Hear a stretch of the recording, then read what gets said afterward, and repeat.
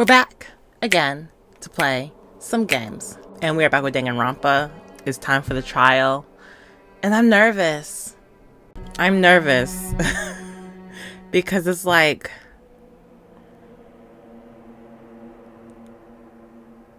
Okay, so I know it has to do with Byakuya and Toko. It has to be them. But I feel like Byakuya was like purposely throwing me off. And because of them, I haven't even thought that there could be another suspect. It's like I'm stuck on those two. I think the only way I'm going to figure it out is if I start the trial.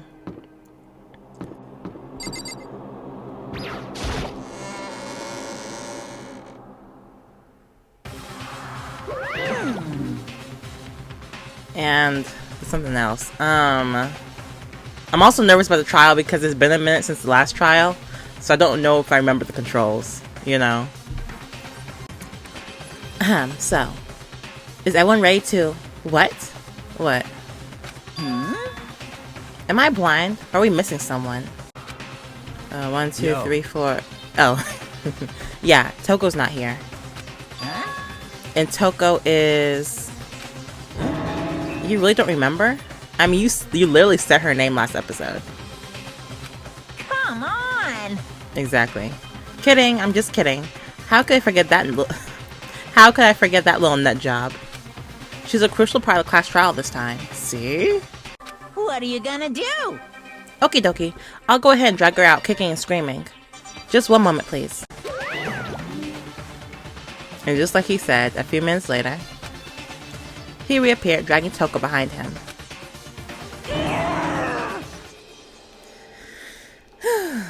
This is gonna be quite the case, huh?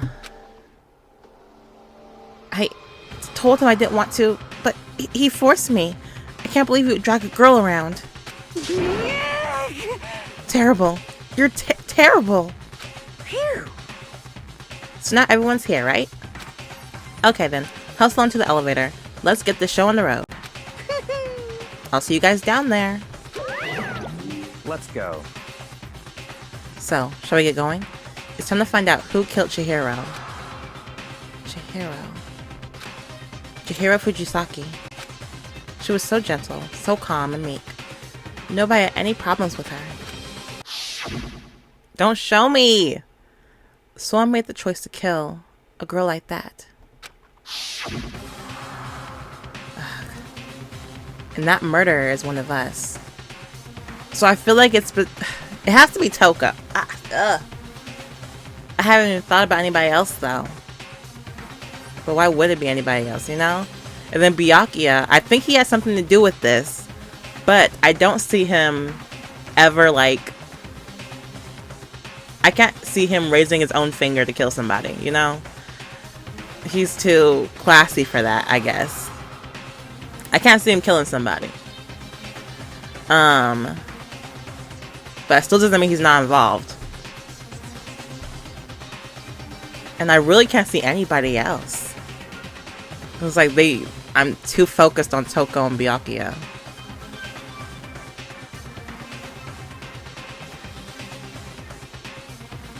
Nah, it can't be anybody else. I don't think. But who should I... When it comes down to pick, I don't know. You know? And that murderer is one of us. Someone's standing right here.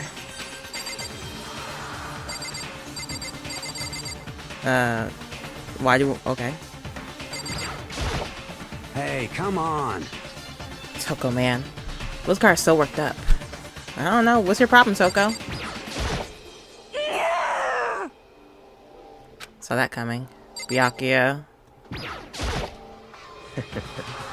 I gave you a plan to work with. Show us how far your logic can take you. What's up with you? Stop hiding back there. I see you. Shall we go? I mean, I'm ready. Kinda, sorta. How very sad. Okay.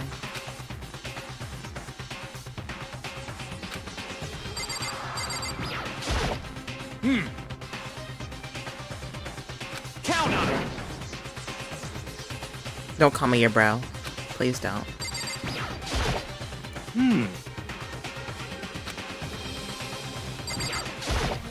Well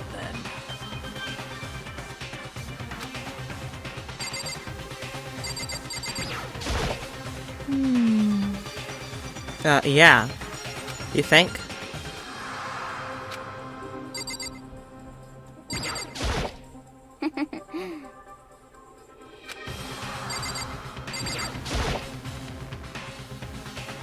We have no choice, right? We have to do this. It's true. I gave a small non-reply. With one last deep breath, I walked towards the elevator on shaky legs. With each step forward, I could feel my heart starting to race faster and faster. As soon as everyone was on, the elevator began to descend. I couldn't get a handle on my emotions, couldn't stop speculating.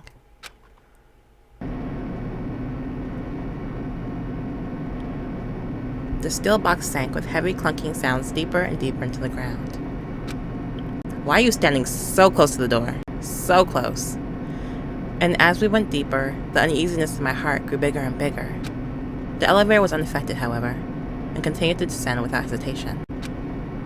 Until finally, back in the courtroom, it came to a sudden stop.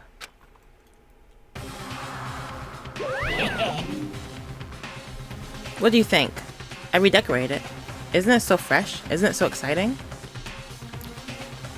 Is it different? I don't remember. Maybe, because I think there was more blue last time. Now it's more yellow. Right? Don't waste our time with stupid questions. Let's get this over with. Aren't you excited? Very nice. Good, good. You're rip-raring to go.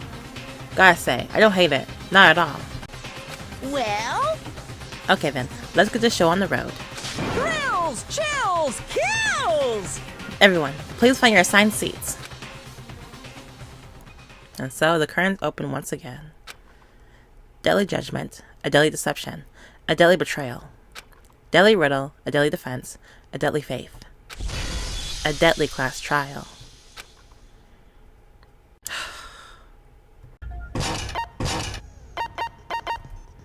Oh, I loaded everything. I loaded everything. I got all the skills. And I think we went over all this, you know? I think we did all this last episode.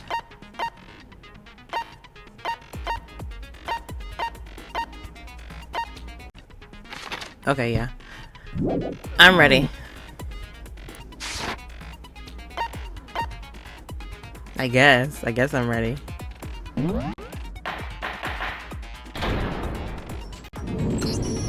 Let's begin with a basic explanation of the class trial. So, your votes will determine the results. If you can figure out who done it, then only they will receive punishment. But if you pick the wrong one, then I'll punish everyone besides the blackened, and the one that deceived everyone else will graduate. I remember. Okay, then.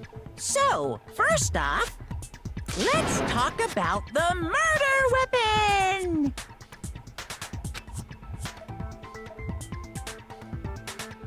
Yeah, the dumbbell. Yeah. First we have to make clear what was used to deliver a fatal blow. Right? It would be the... Yeah, it has... Yeah, I'm overthinking it. First we have to make clear what was used to deliver the fatal blow. Dumbbell. Has to be a dumbbell. Yeah. Chihiro's fatal injury. It appears it was a head wound. Mm-hmm.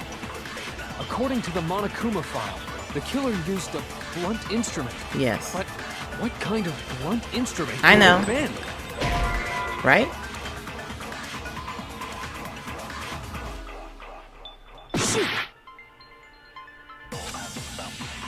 Chihiro's fatal injury. It appears it was a head wound. According to the Monokuma file, The killer used a blunt instrument.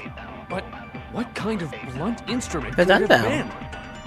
I bet it was an iron pipe. Oh. Interesting. I missed. Pipe. Interesting. Am I doing this wrong? It was an iron pipe. Interesting. Okay, I'm doing this wrong. According to the Monokuma file, what kind of blunt... I bet it was an iron pipe. Okay, finally. I was just missing my shot. Can we agree that the object that dealt the fatal blow was the dumbbell found at the scene of the crime? It was covered in blood, and there was nothing else at the scene that could have caused that kind of injury. And the wound on the victim's head is consistent with the shape of the dumbbell. As far as I'm concerned, there's no mistake and no room for doubt on this one. Thank you, Kyoko. You looked at her head wound? I mean, yeah. Yay! That's so creepy! If you don't mind, I will proceed from here. Let's move on to discussion of the culprit. And then by already? Although, I believe the criminal behind this heinous act is already quite clear. You're the only one who thinks this. What? For real? Chihiro's killer is Genocide Jack? the fiendish serial killer, Genocide Jack.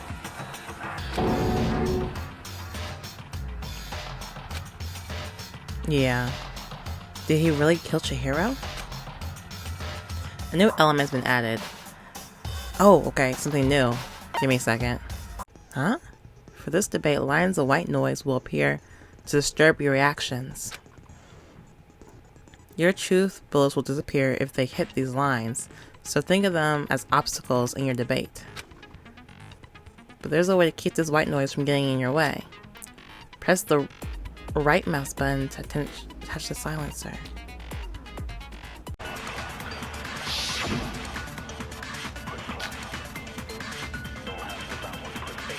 The culprit is Genocide Jack. I'm sure of it. Case closed, as far as I'm concerned. But that's impossible. Why? Okay, it is What makes really it distracting. impossible? Well, I mean, come on. There's just no proof for it. Hey, so Dang it. speaking of Genocide Jack, I don't know who that is. We talked about earlier. Give me a second, I'm distracted. The culprit is Genocide Jack. I'm sure of it. Case closed, as far as I'm concerned. But that's impossible. Why? What makes it impossible? Well, I mean, come on. There's just no proof for it. No, that's wrong.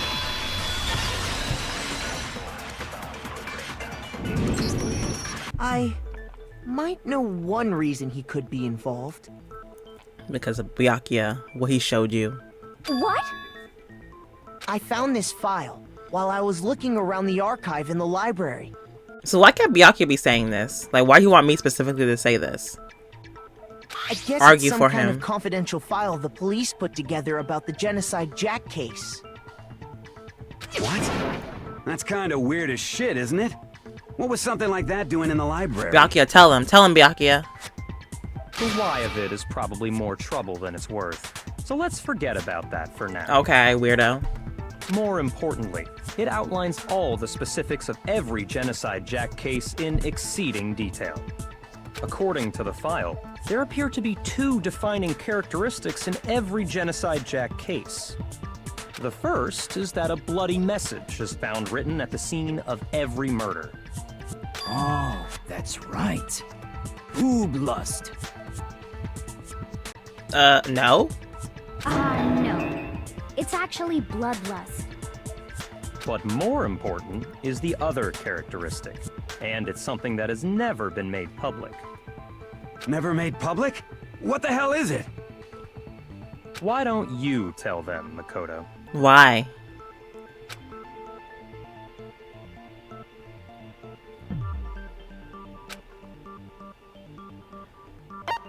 The position.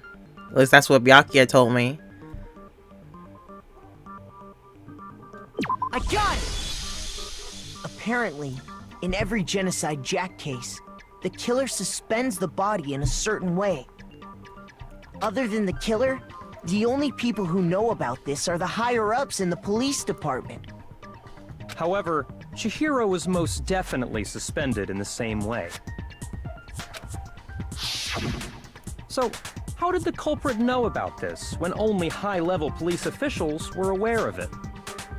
There's only one logical answer I can think of. It's because the culprit in this case is the real Genocide Jack. No fucking way! You're saying Genocide Jack is one of us? Yes, in fact, it's Toko. Oh, okay, you're just gonna come out. Oh, okay. You're just gonna come out and say it. What? Genocide Jack's true identity is Toko Fukawa.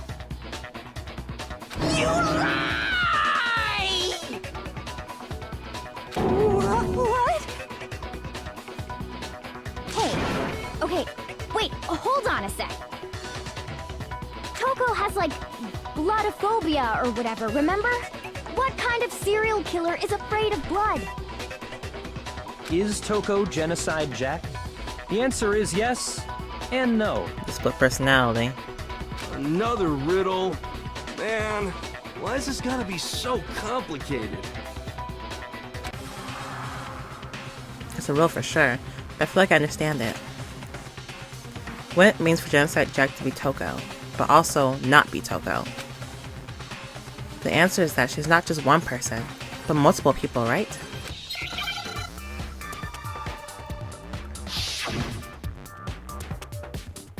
Oh. What,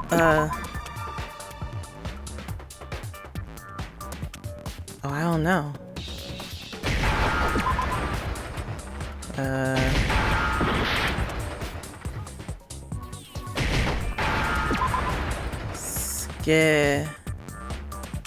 Huh?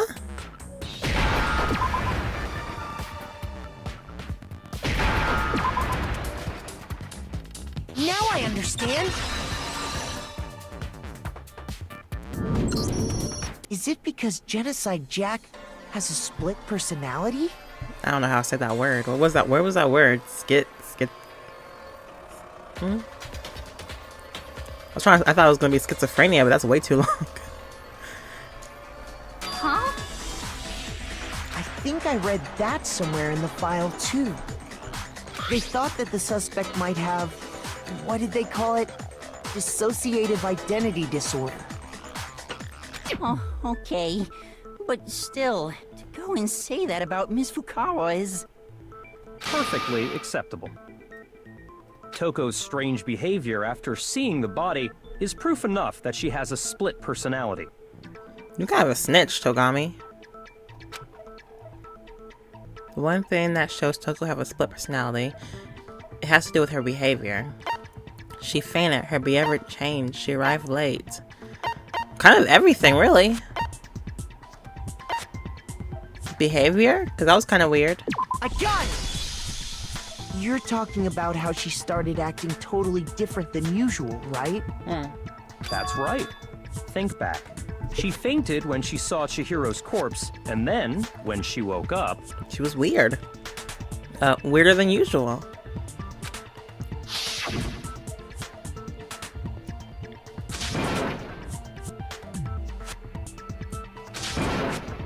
Very weird.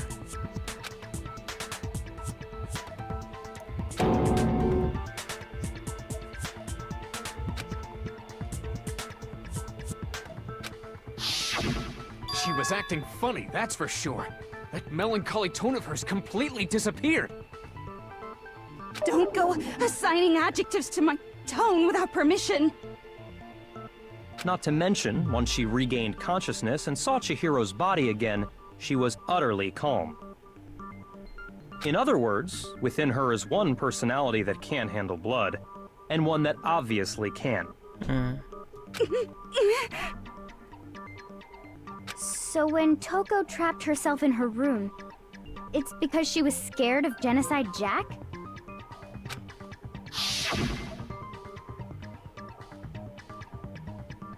Mm-hmm.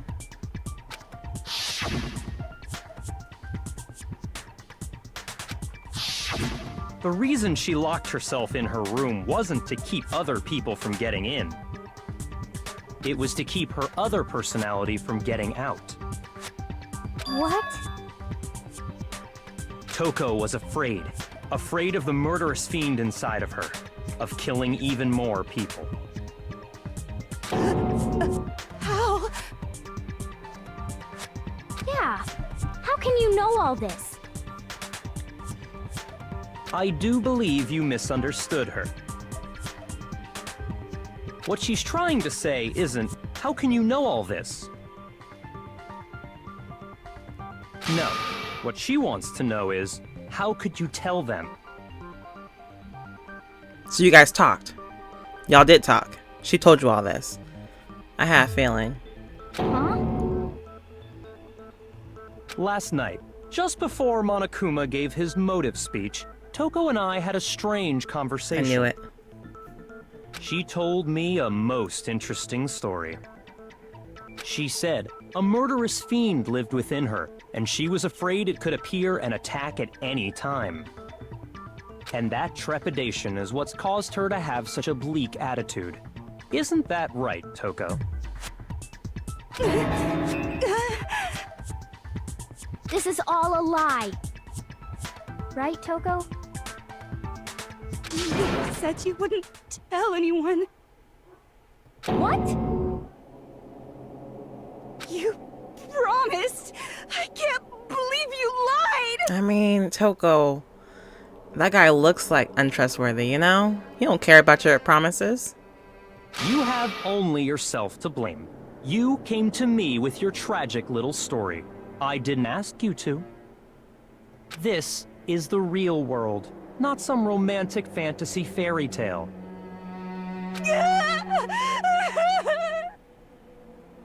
Besides, you broke your promise first. And what was that promise? What was that promise? You said that as long as you were here, no matter what, you wouldn't let Genocide Jack kill anyone. But in spite of that promise...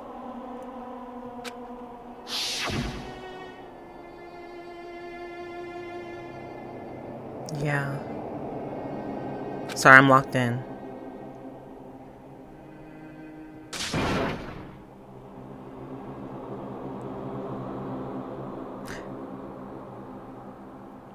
But you know, maybe she... I don't know.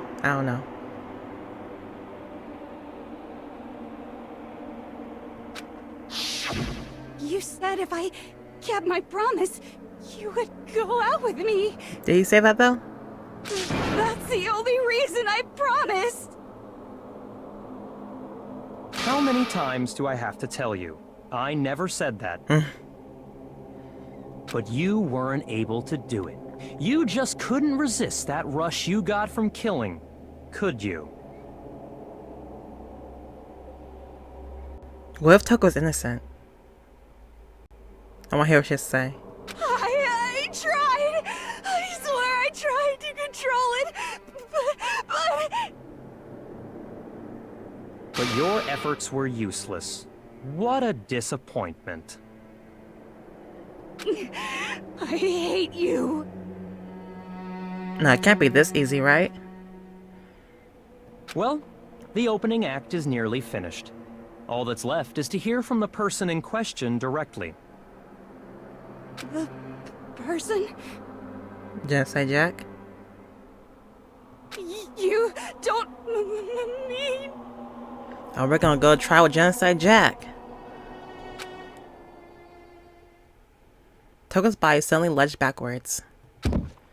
A huge thud echoed across the courtroom, but in the next second...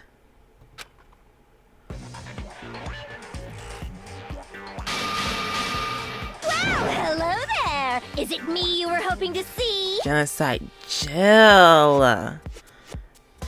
Is that what they call her? What the heck? I'm glad I'm not. I'm glad I'm not in your seat, Hifumi. I do not want to sit next to her. So you figured it out, huh?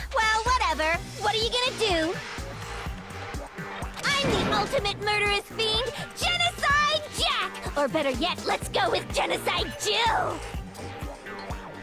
What the fuck is this? Toko, what happened to you? Not Toko, that's a loser name, and what happened is a textbook split personality! So what if one of them happens to be a serial killer? You should turn a blind eye to one's faults. Oh yeah, you weird. You're like cartoony weird. So intense. Like they say, sound in murderous mind, sound in murderous body! What does that mean? Who says that? This one is so different from the one we've come to know. Yes, well, the world is composed of a front and a back, you know. No stutter at all. Just like how every inning has a top and a bottom, or how in the depths of every truth lives a little lie. So anyway, Genocide Jill, did you do it? Did you kill Chihiro? Did you do it? Behind every dark and gloomy soul lives another that shines as bright as the sun!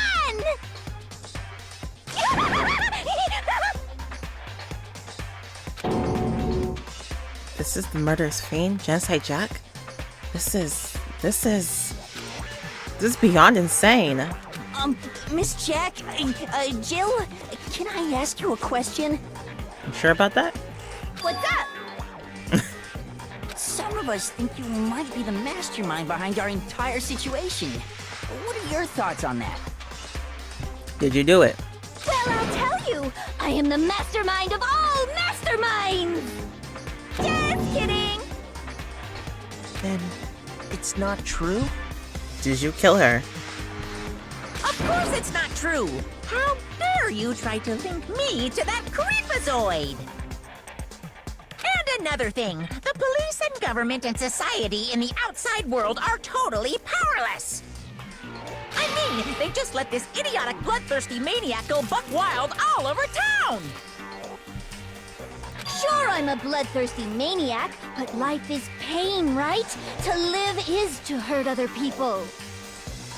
That's quite a way to put it, huh? It's a necessary evil if you want to survive. The act of living itself causes pain for everyone. I mean, that doesn't mean you can just go around killing people. Just kidding again!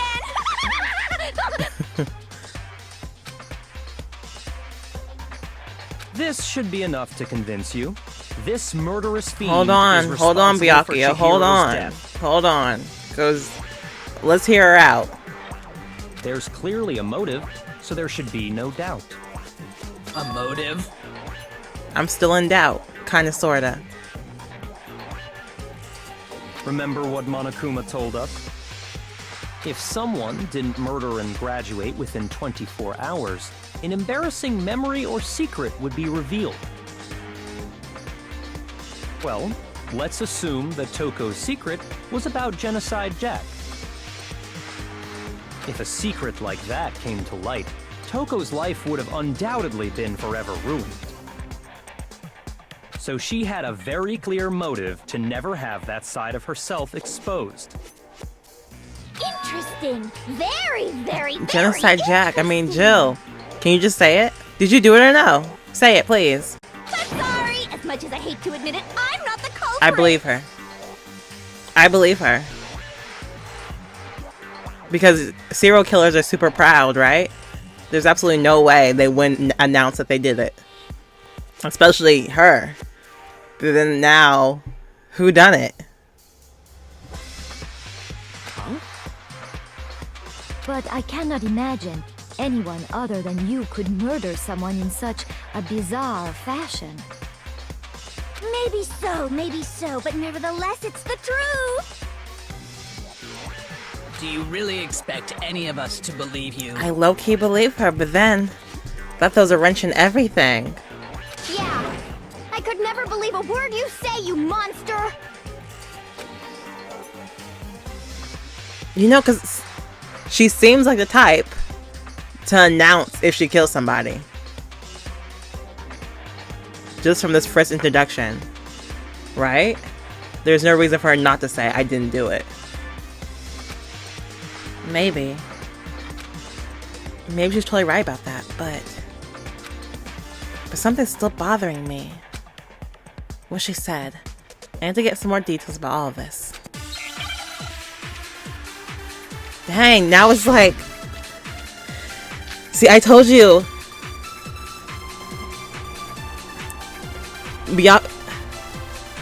Sorry, but I didn't kill anyone.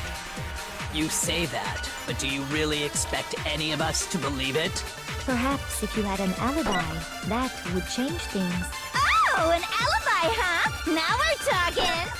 When you compare your past murders to this incident, the modus operandi matches completely. What more proof do we need? Okay, scissors! Give it up. So it is the scissors. Right? So I like to hear them the first time, fully through. Scissors. She uses scissors. And there was no, I mean, granted there's no scissors.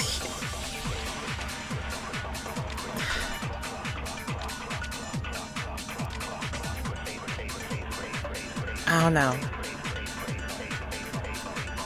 Because would she still kill if she didn't have scissors? I don't know. My mind is racing. Okay, I'm ready. Sorry, but I didn't kill anyone. You say that, but do you really expect any of us to believe it? Perhaps if you had an alibi, that would change things. Oh, an alibi, huh? Now we're talking. When you compare your past murders to this incident, the modus operandi matches completely. What more proof do we need? I missed it again. I'm a terrible shot. The modus operandi matches completely. No, that's wrong.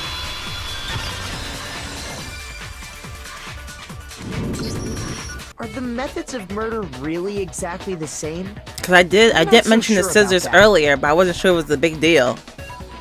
Because, you know, we're in a place where she has no access to scissors like that, you know? Unless she has scissors in her sewing kit. I don't know. But still. Chihiro's body had no scissors. And would she kill if she has no scissors? I don't know. I think there's a slight difference between the Genocide Jack cases and this one. Huh? How's it any different? Uh-oh, you don't know? Well then, human garbage, let me tell you! And she only murders men. I murder with passion and conviction. And scissors. I consider myself a professional, and I have a very particular way of doing things. Imagine you go to a fancy Italian restaurant. They're very picky about the noodles, the sauce, everything. But what happened to Chihiro?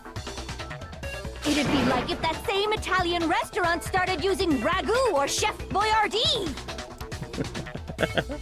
Okay. This is no creation of mine. See, she's very proud about it. Let me rephrase that in a way that maybe makes more sense. There are two clear differences between the Genocide Jack cases and this one.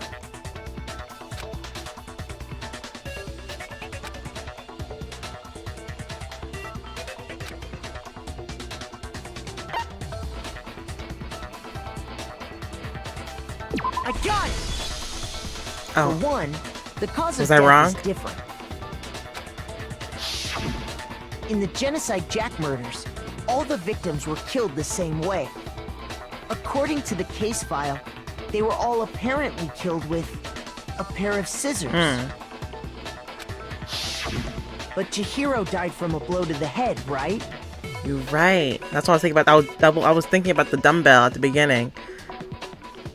Because, I don't know. Ah, yes. That is remarkably different from the other murders. Wouldn't it be strange for someone who kills the same way without fail to suddenly change their method? And there's more. One more conflicting detail. That's right. In my recipe of murder, if the bloody message is the tortellini, Okay, you're really obsessed with pasta or Italian food. then the arrangement of the body would be the pesto sauce. Could you please stop comparing killing people to cooking? So, are you saying the other difference has to do with how the body was arranged? The cord, right? Also, why did I lose a heart? Because I'm a bad shot? I didn't realize.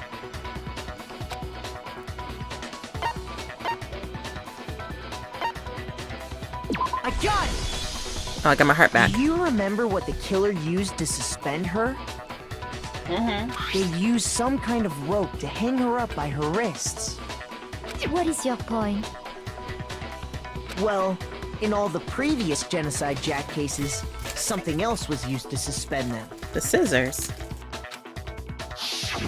Specifically, pairs of razor-sharp scissors. And guess what? I used my own specially designed scissors for the murders and the arrangement. Do you have those scissors with you? I just want to know for future reference. Like I said, I'm a professional, so naturally I'm very picky about the tools I use. See, this is what I was scared about. Toko and Byakuya took all my attention, and now I don't know who else would have done it. 'Cause I wasn't focused on anybody else. Something told me I was being led astray. And you know what else? Big Mac said there's two differences, but he's wrong. Who's Big Mac? Me? Big Mac? Are you referring to me? Listen up, Big Mac. There's actually one more difference. Gender? Huh? My word, you really didn't notice? Take a look at who the victims were in each Genocide Jack case. Men. There's a pattern there, just waiting to be discovered. A pattern? Figure that out, and it'll be plain as death why I couldn't have possibly killed that little lolly girl. Let's see. Men.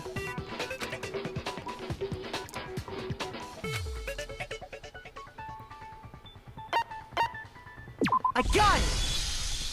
Is it because So Chihiro was her lover. Chihiro was a girl? Bingo! Bullseye! Right on the money! Bingo, bullseye, right on the money. I like that. But I have my suspicions about that too. Can we talk about that? What are you talking about? In all the Genocide Jack cases, all the victims had something in common.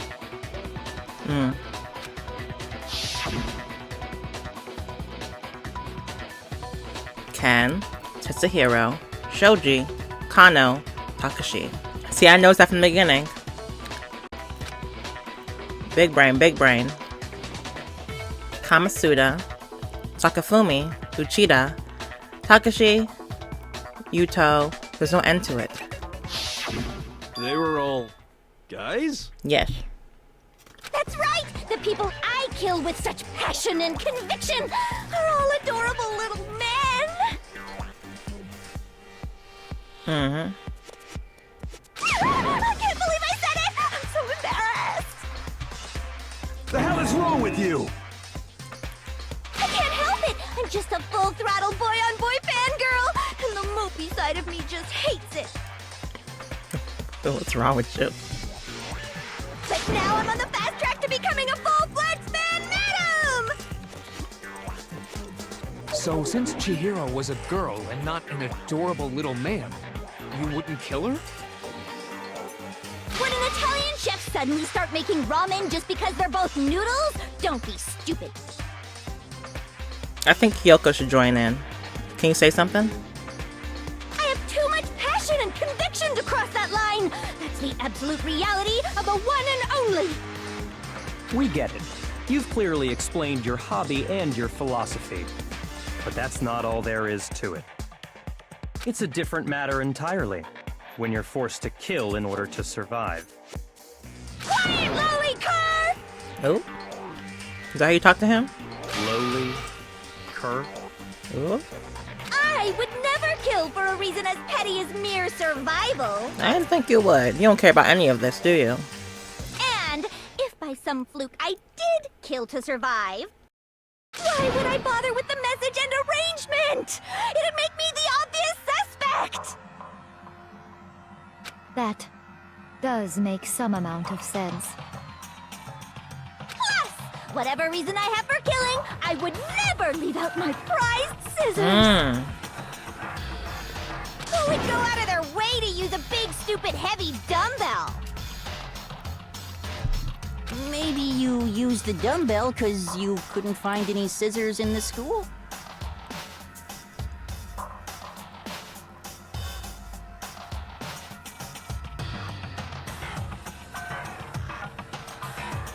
You know?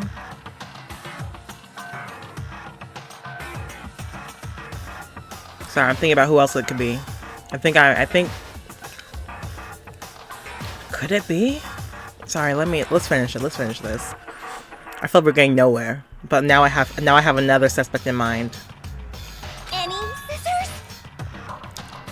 I don't just use any scissors. I only use my own set of high-class envy of the entire world scissors!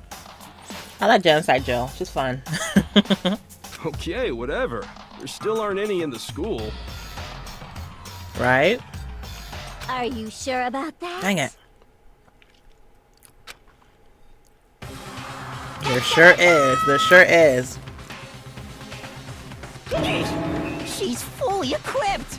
So it's absolutely not her. It's absolutely not her. It's absolutely not her.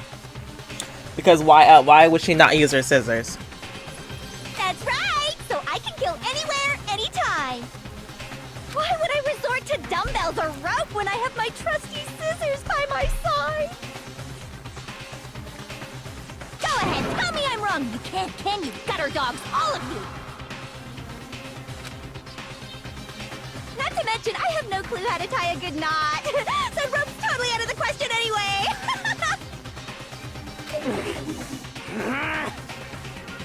I have no idea what's going on anymore! Could such a heinous villain really be innocent? I mean, she's definitely not innocent. She killed some people, just not Chihiro. We're still going to get her in jail, though, after all this. But the body really was suspended, right? And nobody but the police knew about that. Yeah. That's why we figured it had to be the real deal and not some copycat killer or whatever. Byakuya, but I don't think it's him either. Actually, hold on. There is one person. One person who could have copied the Genocide Jack case.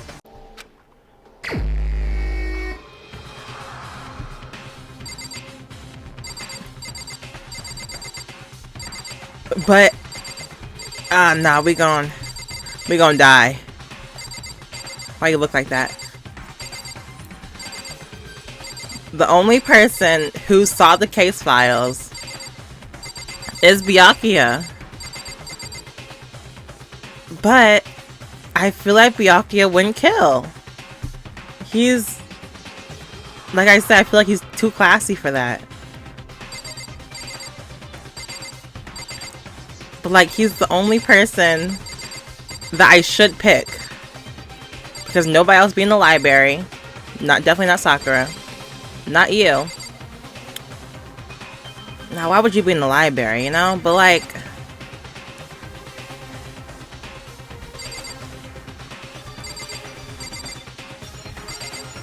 this can't be the end of the trial, right? If I do this. Oh, we're donezo, y'all. We're donezo.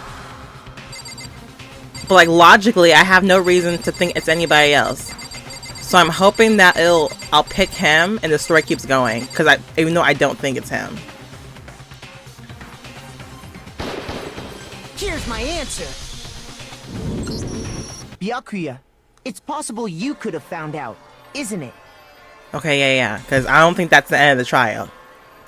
It's not the same as when we picked Leon. It's way too soon. And yeah, okay, I think I'm good. We're just turning our attention to Byakuya. Classified government documents or internal police records. Plus, you'd already looked through the Genocide Jack file before this all happened, hadn't you? Speak! Did you actually kill her? Because I don't think you did. But you're gonna make me choose you. Are you saying Mr. Togami did it?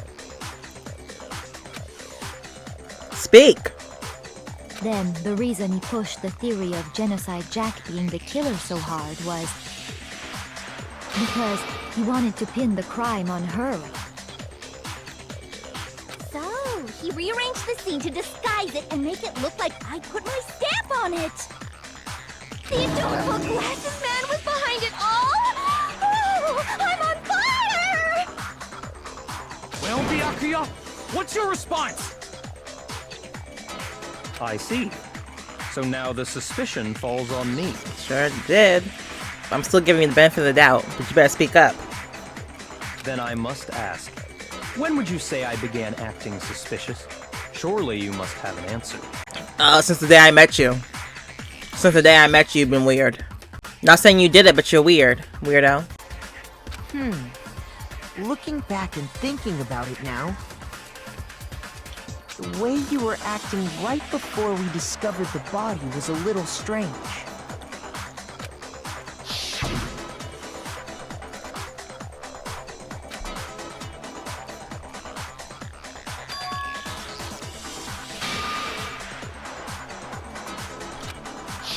You wanted to go to the girls' locker room right away, right? But since you're a guy... I should have naturally thought of the boys' locker room first. Is that what you want to say?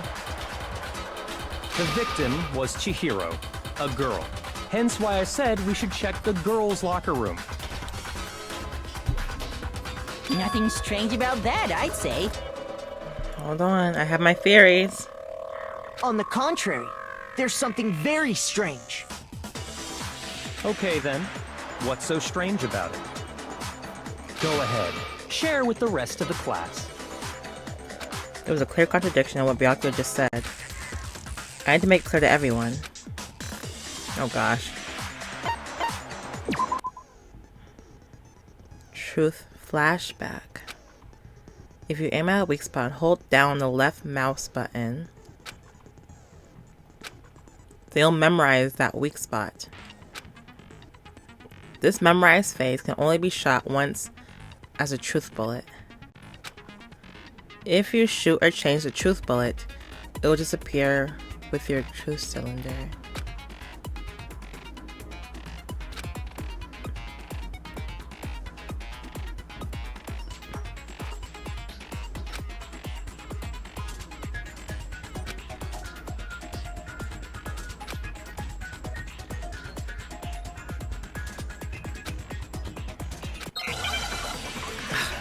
These are getting harder and harder.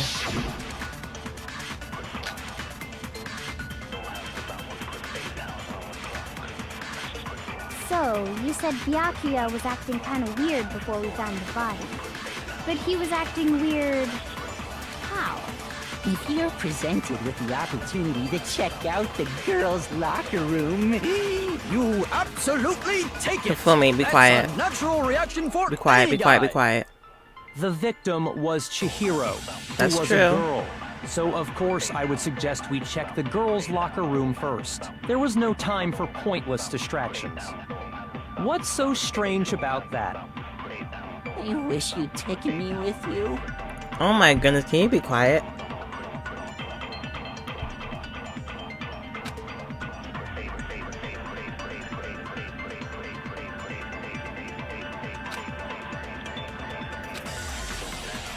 So, you said Byakuya was acting kind of weird before we found the body. But he was acting weird... how? If you're presented I don't- with the how do I use opportunity this? to check out the girls' locker room, You absolutely take it. Oh, That's we a didn't know it was natural reaction Chihiro. for Oh, any we didn't guy. know it was Chihiro before The the... victim was Chihiro, who was a girl. So of course. Okay, I got it now. I got it. Sorry, I had to like. First. There was no time for pointless distractions. What's so strange about that? Okay, got it. Wish you'd taken me with you. Okay, I'm ready. I'm ready. I'm ready. Sorry. Sometimes I have to hear it a couple times. We didn't know who died. Yet he knew to go to the girls' locker room, even though we didn't know who body it was. You know. Got it. That's a natural. The victim was Chihiro. No, Got it. it's wrong. Finally, these controls are throwing me off. I'll tell you what's so strange about that. You didn't know it was Chihiro, yet you still went to the girls' locker room.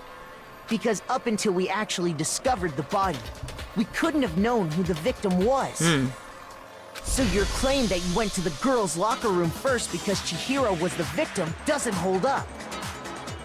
I see. That's a good answer, I must admit. Interesting. Very interesting indeed. But your reasoning is still too weak. Huh? What's wrong? Is that it? Surely you've got more than that. Give me a second. I can figure it out. Show us. Hold on. Yeah, what's your problem? It's like he doesn't even care. I got him cornered, but he's acting like it has nothing to do with him. What's the matter?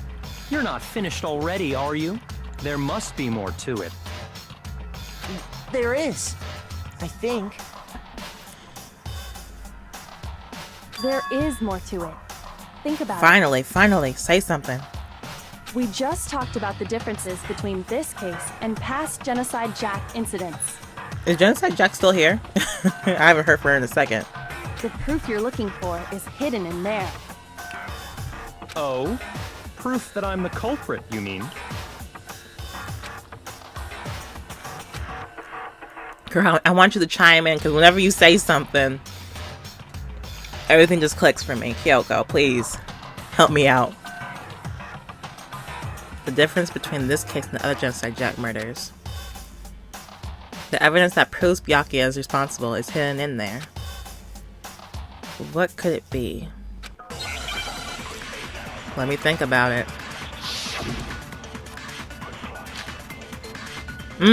Yes, forgot about that. What? The difference between the cases? You want me to explain it again? When I want to kill, I use my very own special scissors. And I use those same scissors to arrange the body. But Chihiro was suspended with... It was some kind of rope. Was it not? It was the lamp. That's right! It absolutely was! I mean, not the lamp itself, but you know. Something very fishy indeed about that rope. Hey, Byakuya, where'd you get it from, huh? I'd never seen that rope before in my life. Finally, my aim was right.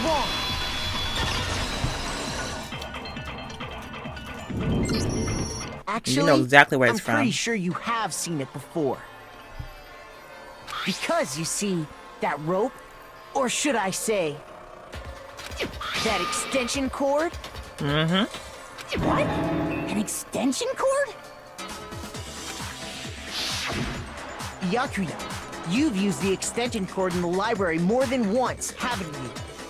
And the same extension cord that was in the library all this time went missing after the murder. And there's no way someone who uses that extension cord as much as you do wouldn't discover that fact. And Byakuya must be the one who took the extension cord. I can't imagine any other possibility. Byakuya, speak up. Defend yourself. That's really what you think? Then your conclusion is something like this? I killed Chihiro in the girls' locker room, then hung her up and wrote that bloody message. I intentionally made it look like Genocide Jack was behind it. Is that about right? He's doing it again. He's totally calm, totally unconcerned. As if he's not even involved. Wait, not even involved. What's wrong? I asked you if Hold you on, I'm think thinking. that's what happened. Hell yes, that's what happened. So that's it, right? Byakuya's the killer. Hold on, nobody jumps to conclusions. This is a very weird case. I don't disagree with not disagreeing. Quiet. You're not helping. He kept calling this a game, right? So he'd be totally willing to do something like this to win.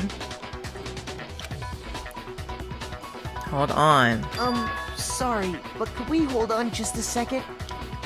I think we need to talk about this a little more. We do? Huh?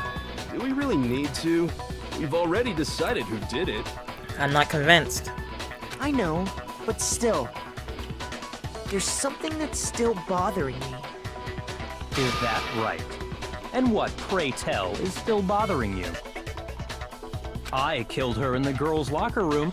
You are and so disguised my patronizing. crime. Because I'm totally I down. dressed it up to make it look like it was the work of a homicidal psychopath. I'm totally down voting for you and killing us all. Except the one person. We can all go down together, Byakuya. We can all go down together. Don't play with me. You're gonna make me mad. I'm trying to give you the benefit of the doubt. What about all that bothers you? Wait. What was that just now? Something's not right. Sorry, I missed it. I was talking mess. Chihiro's body was definitely found in the girls' locker room. But does that mean yes? Let's talk about it. Can I really just accept what Byakuya said as the truth? No, I don't think so. There's definitely something off about what he said. The scene of the crime, I think it took place in the boys' locker room. I got it! You say you killed Chihiro in the girls' locker room, right? But are you sure about that? Isn't it possible that the murder took place somewhere else? Yes.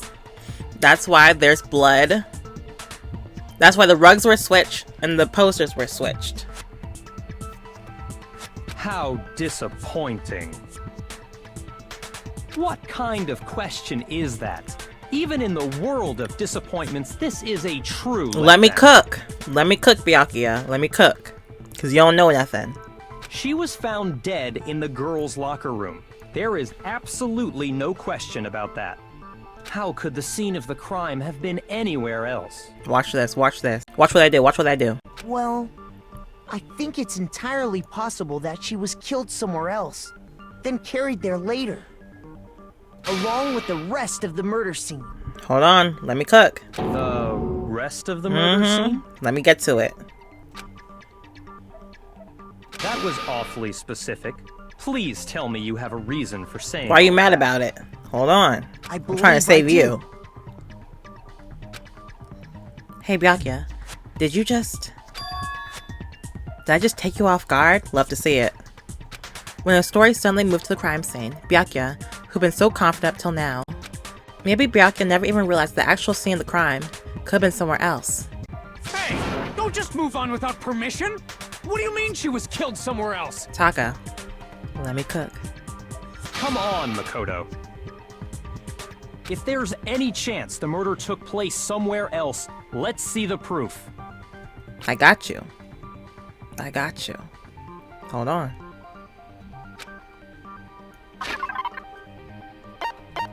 Do you want to talk about the rugs? Or do you want to talk about the posters?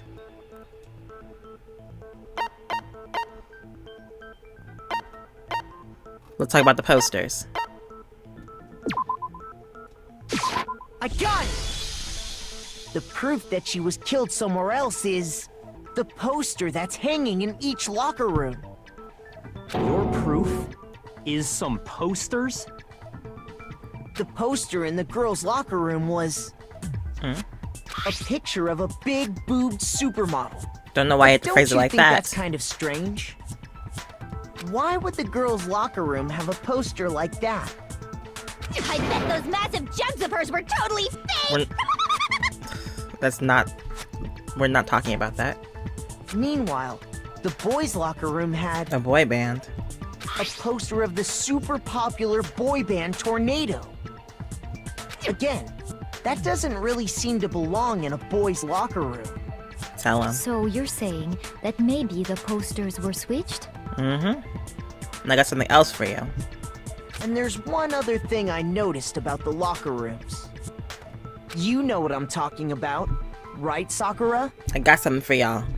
You're referring to my protein coffee, aren't you? Yes.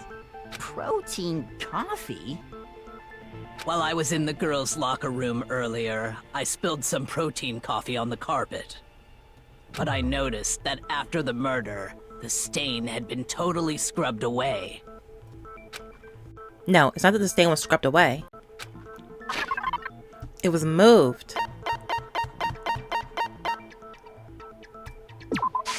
I got it! The stain on the girls' locker room carpet wasn't scrubbed away. In fact, I found it on the boys' locker room carpet. Switch. That's definitely the stain from my protein coffee. Then, does that mean that the carpets were switched too? Yes! But why would anyone do that? To move the murder scene from one locker room to the other. It's certainly plausible, don't you think? What? In other words, in order to completely swap the scene of the crime, the blood-stained poster and carpet were moved along with the dead body. By doing this, the killer was able to change the entire room where the murder took place. I can certainly follow your reasoning, but why would the culprit bother doing that? To throw us off. Huh? Why would they go to all that trouble To throw us off. the scene of the crime? Actually, an even bigger question. If the murder did take place in the boys' locker room, What was Chihiro doing in there? then how did Chihiro get in the boys' locker room in the first place? I have my theory. Let me say it. To get into the locker rooms, you have to swipe your e-handbook across the card reader device. But Chihiro's handbook should have only allowed her access to the girls' locker room. She had no way to get into the boys' locker room to begin with. Oh. What if Chihiro borrowed Leon's ebook? I didn't think about that.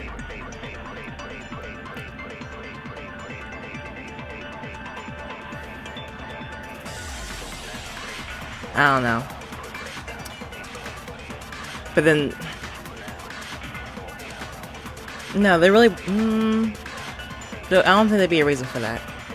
No, she did have a way, and I can tell you what it was. If he says it, no. Is he gonna say what I just said? I highly doubt that. Shut up! I'm telling you, I know how she could have done it. Is he right? Could Chihiro really have gotten to the boys' locker room somehow?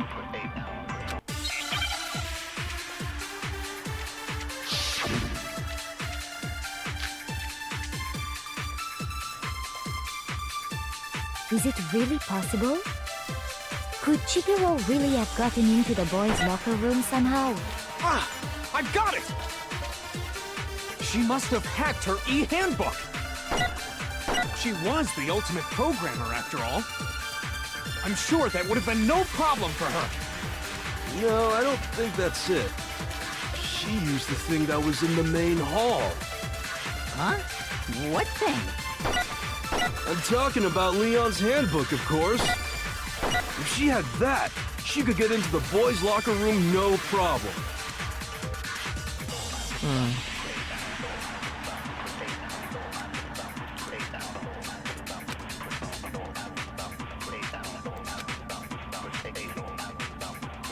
No, oh, okay, got it. Is it really possible? Could Chihiro really have Got it, gotten got it, into got the it. boys' locker room somehow? Ah! I got it! She must have hacked her e-handbook! She was the ultimate programmer, after all. I'm sure that would have been no problem for her. No, I don't think that's it. She used the thing that was in the main hall. Huh? What thing? I'm talking about Leon's handbook, of Got it. See, it's very important that you let the first part play out totally. Even if it wastes your time, you know? No, I don't think Chihiro used Leon's handbook. Why not? Because Leon's handbook was broken. Yes. Oh. Well, then, yeah, I guess that'd be pretty impossible, huh? So she used her own. I am struck silent by how quickly you gave up. That was pretty fast. Plus, isn't there a regulation against using someone else's handbook? Actually, the rule states that loaning your handbook is prohibited. It says nothing about borrowing one. In other words, you could borrow a dead person's handbook all you want, and you'd be safe. So you got your composure back. Yup, yup, yup! Hit the nail square on the noggin! Of course, if it were broken, that wouldn't make any sense anyway. So then, she must have hacked hers, like I said. She used her ultimate programmer skills and... Psst! You can't fix an e-handbook! The instant you open one up, a security buzzer starts blaring! So, if she didn't use Leon's handbook, and she didn't modify her own handbook... She used her own. Maybe Mr. Naegi's initial assumption is just wrong? Quiet. It seems like there's no way she could have got into the boys' locker room. So I guess so. Okay then, I vote for Byakuya. Hold on.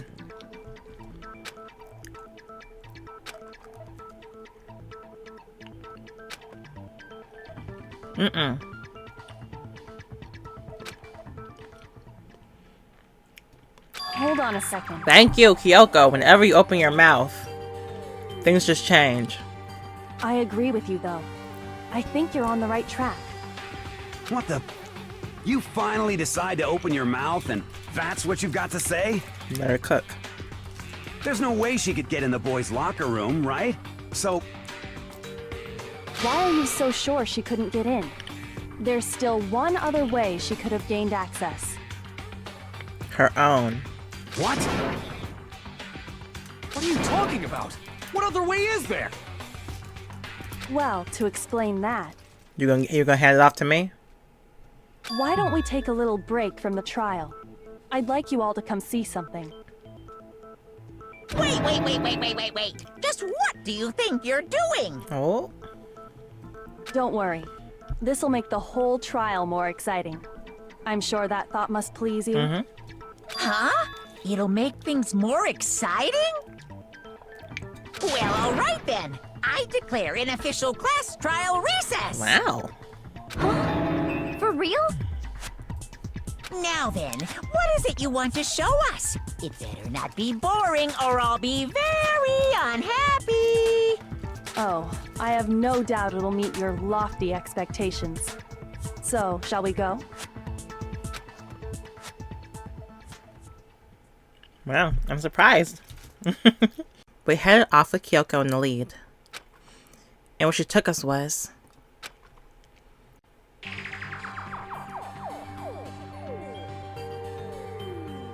The girls' locker room? We've already searched this place top to bottom. What are you trying to pull, Missy? Missy. I'd like you to examine the victim's body one more time. You want to check it again? Be sure to examine the entire body very carefully. Take your time. Examine her carefully? You back up. Like Let me do this. using our I have hands? decorum. You back up. No way! It's probably best if I don't run my hands all over a girl's dead body. Kyoko, you do it. Sakura, you guys do it. It's not that I'm creeped out or anything, it's just...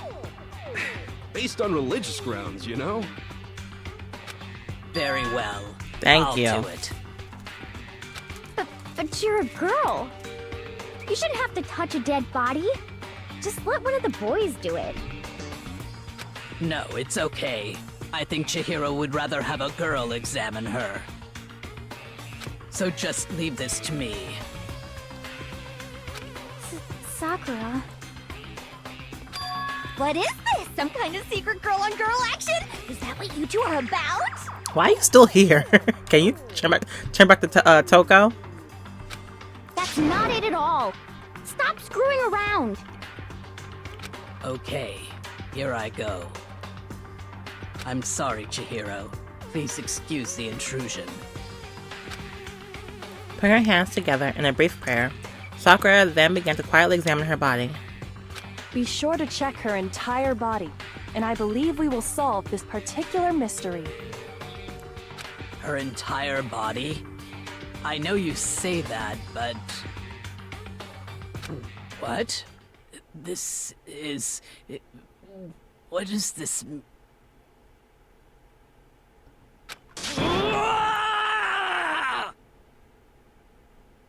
What is it? Not possible. It's not possible. Sakura's eyes were staring wildly at Chihiro's lifeless form. Her massive frame trembled. This girl is... Is what? Is a boy! Big brain, big brain, big brain! But don't be rude. Ah, I see. So she was actually a he. Interesting. Thank you for confirming this fact. What? You're so dramatic. You're joking, right?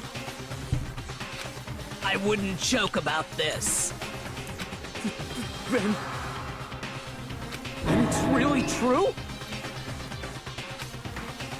Chihiro was a guy? Oh, what? You guys didn't know? Heck, I knew that right off the bat. Shut up. Chihiro Fujisaki was totally a guy. He was a cross-dresser? Oh, I'm really on fire! I wish I had killed him! So that's what Kyoko wanted to show everyone, huh? Interesting. Big brain, y'all. Big brain, big brain. I was a little off with my Genocide Jack theory though when I said that the reason it could have been Genocide Jack is because she only kills guys. I didn't connect that part, but I was on to something.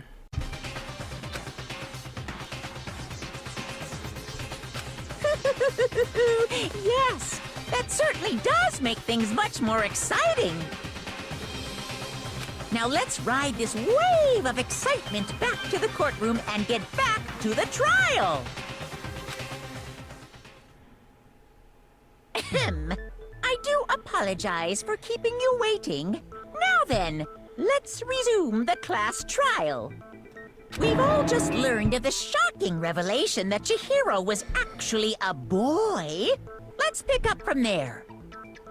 Yes, well, I don't know his reason for hiding it, but the fact is, Chihiro was not a girl, but a boy. So this kind of clears Byakuya's name because if he didn't know this, then he couldn't have done it. So that means Genocide Jack and Byakuya are clear. That means who would have done it? And I guess my suspicions right now, I'm just gonna throw a name at the wall. I'm gonna say Mondo. And that's just because I like Mondo. But I'm just gonna throw his name at the wall and we'll see if it sticks, because I think it's clear that those two did not do it. So I have to have somebody. I'm gonna go with like Mondo, and I hate to say that too, because I don't know. I'm just gonna throw it. I'm just gonna throw it out there. And maybe it was him. I can see him using a dumbbell. Maybe. Perhaps Taka? No. Definitely not Hifumi. I'm gonna throw Mondo out there. We'll see. To think that Chihiro was actually a guy. The thought never crossed my mind. It crossed mine. Big brain. And because the victim was male, he would have had no problem gaining access to the boys' locker room. Assuming his handbook did, in fact, list his gender as male, then yes, that would be true. You look a little scared over there. Of course his handbook said he was a boy. He dressed like a girl, but he was a boy through and through. So then, there should be no issue with Makoto's initial assertion. I think Byakuya just looks like that because he's mad that he's wrong, you know? That I outsmarted him. But I still don't think he did it, obviously. He's just mad because it's not going the way he thought it would go. The victim was killed in the boys' locker room, and was then later moved to the girls' locker room. And the killer could have easily used Sayaka or Junko's handbook to get into the girls' locker room. So Chihiro really was killed in the boys' locker room? I still don't understand the motive for moving the body, but yes, that does seem plausible.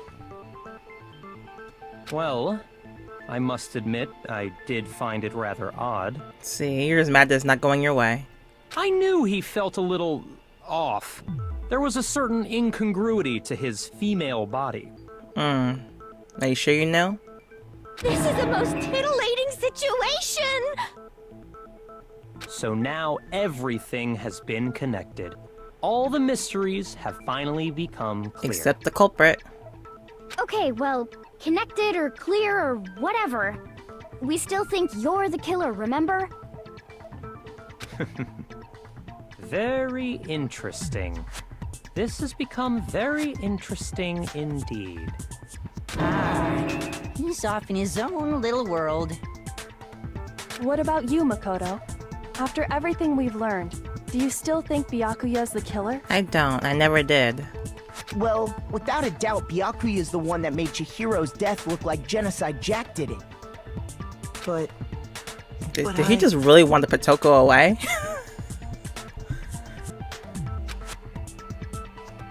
I think he might not actually be the killer after all. What? But aren't you the one who accused him in the first place? He just seems to be too easygoing. He's just a about all weirdo. this. Like he's enjoying a solo Him and his mystery. girl. The way he's acting, it makes it seem like it doesn't have anything to do with him.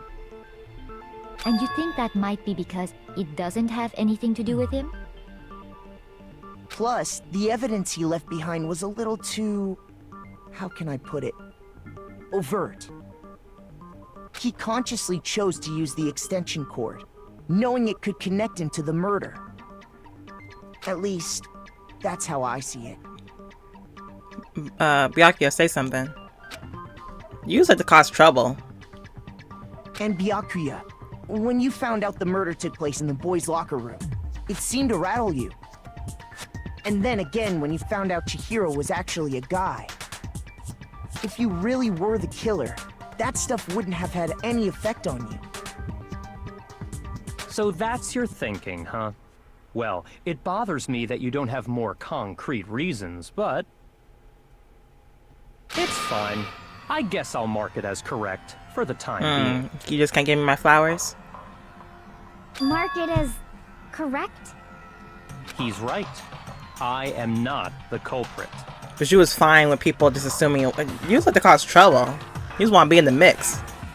I just happened to come across the corpse in the girls' locker room and decided to alter it. Oh! See, this is what I was saying, how... This was... Oh my goodness! You are horrible! See, this is what I was saying when I was saying that weird rule with the... It takes 3 people for the body discovery alert. Because somebody could do something like this. He was just messing around, and he just like said he found the body and was like, "Hey, I'ma hang it up." That's so weird, Byakuya. That's so weird. That's such a weird rule. And stuff like this happens. And you must really hate Genocide Jack, cause what the heck? Are you fucking with us right now? Gross, Byakuya, gross. No, I am not effing with you right now. I'm telling you the truth. You don't want to cuss? I'm not effing with you, right? It sounds like me. Well, I find it very hard to believe. Go ahead. Find it very hard to believe. You're free to be executed along with the rest of us. He was completely fine with us all dying, it seems like. Why? Why do you do that to his body? My reasons hardly matter right now. Uncovering the culprit is much He just want to more have fun. important, wouldn't you say? Ugh, Byakuya, you're worse than I thought. Now then, if it wasn't me, who was it? Well, I don't think I can say for sure without talking about it a little more. We're seriously gonna keep going? We're all good, aren't we? I thought it was clear Byakuya did it. No, I'm with Makoto. If there's any doubt whatsoever, we need to explore every possibility. Because if we're wrong, we all die here. That's true. Very well then. I'm with you too. Damn straight. Count me in. Do you not have a mind of your own? Oh, this is so stressful. I really don't know. Of course I do. What am I, an ant or something? What are you talking about? I wasn't listening. Anyway, let's discuss this all as a group one more time. We still have time to make our decision. How much more evidence do I have? That's very true. Our lives are all on the line. Excellent. Then shall we resume our game of hide and seek? We're not playing hide and seek. But if Byakuya didn't do it, then who's the real killer? Who murdered Chihiro? I don't know. Please don't. Please don't let me choose. There's one thing we can be sure that we know about the killer. The killer was able to gain access to the real murder scene, which means it has to be a guy. I got it! Since the crime scene was a boys' locker room, you would need a boys' handbook to get in. Since Leon's handbook is apparently broken, the killer would have had to use their own. In other words, it had to have been a guy. But that's still not enough. I need to find some more clues. Oh, you guys, I really don't. What was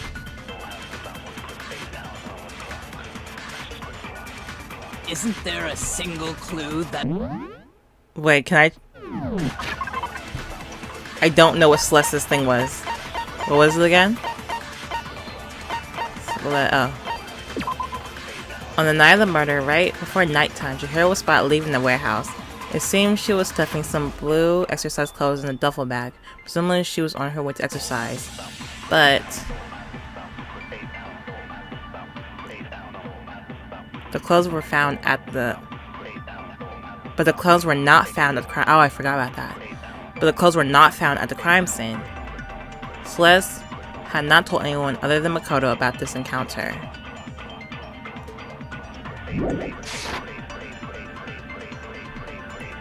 Well, clues are one thing, but did nobody get a look at the killer? I'm sure if someone saw the killer, they would have said something by now. Perhaps someone saw the victim at some point. Celeste Even did. that might be enough for now. Yeah. All we need right now is any kind of new info. It's over. It's all over. You want to know who saw the victim? The killer. And only the killer.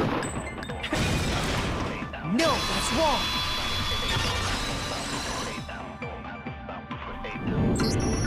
I believe someone else did see the victim before he was murdered. What do you think, Celeste? Now that you mention it, yes, I did see him. You see how it takes me to make you speak up? Remember that. It's crazy. Really? Oh, but I suppose only Makoto knows about this. Why say my name like that? The rest of you had no idea, did you? That is why you're all making such ugly noises. And you didn't bring it up. I gotta bring up everything. Whatever! Just hurry up and tell us! It was last night, right before nighttime. I saw Chihiro in the dormitory warehouse. I saw him stuffing a track jacket into a duffel bag. And then, I assume, he headed off to exercise. A track jacket and a duffel bag? But we didn't find anything like that at the murder scene. Yeah, where is it? It seems likely that the culprit destroyed them to get rid of any evidence. And that is when he said something that struck me as rather odd. Well, I better get going. I'm kind of in a hurry. Chihiro told me he was in a hurry. But why would he be in a hurry? Only if someone were waiting for him, I should think.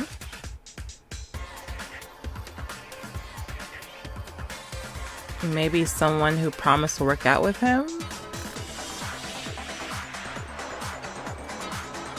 So maybe it is Mondo. So, Mr. Fujisaki was on his way to meet with someone, and then Hold they were going on. to work out together.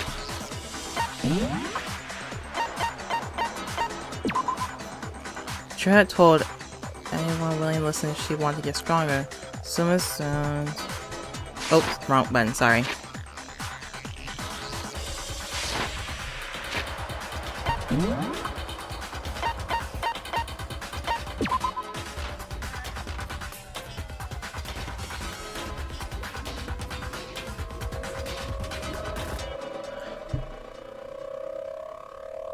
Mondo?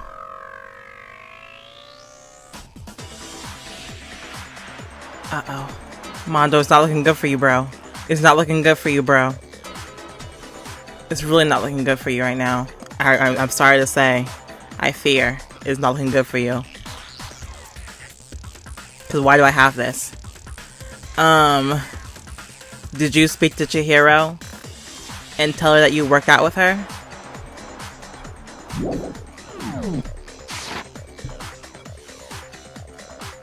But Hina and I had invited him to exercise with us plenty of times, and he always declined. And probably because he couldn't get into the girls' locker room. Probably because he was afraid you'd find out the secret he was hiding, right?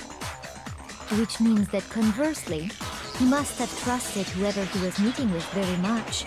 Oh, Mondo! Enough so that he was willing to risk his secret being revealed. Ooh, what a marvelous friendship! The point is, whoever he met up with is the culprit, right? So we just gotta figure Mondo, out who please it don't be was. you, Mondo. Please don't be you, Mondo. But knowing what we know, I can't even guess. No. You already have what you need to make the connection. Oh, Mondo! Huh? You know who the killer is. Seriously? Who is it? Who's the killer? You, bro? Think back to the track jacket and duffel bag the killer disposed of. Focus on the details of these items, and it should become obvious who was waiting for him. I don't know what was in the duffel bag. Gym clothes, right? Are you sure about that? Don't question Kyoko. You A really tracksuit. think we can figure out who did it based on two pieces of evidence that we don't have? What? You want to track down some fingerprints or something? Even if we had the equipment for that, we wouldn't know how to use it. As was noted, the evidence is already gone. There's nothing to get fingerprints from. Maybe, but we can make certain inferences if we just take the time to talk it out. Easy for you to say. But fine. Celeste, did you notice anything special about the bag or jacket? The bag was just a normal duffel bag from the warehouse. All the bags in there are the same, so I can't imagine what would make that one special. Well, if I remember right, there was a decent variety of tracksuits to choose from. I really don't know where this is going. Do you think there might be some connection between the culprit and Chihiro's jacket?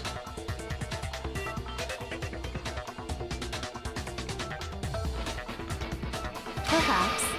Let's explore that and talk a bit more about the jacket he took.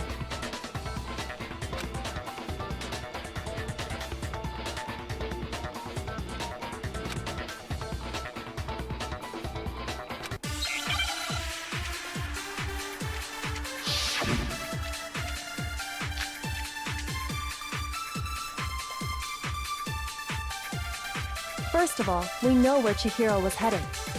He was on his way to go exercise. So next we have to ask, why did he choose the specific tracksuit that he did? What do you mean, the specific tracksuit? I gotta let this play out. I got it!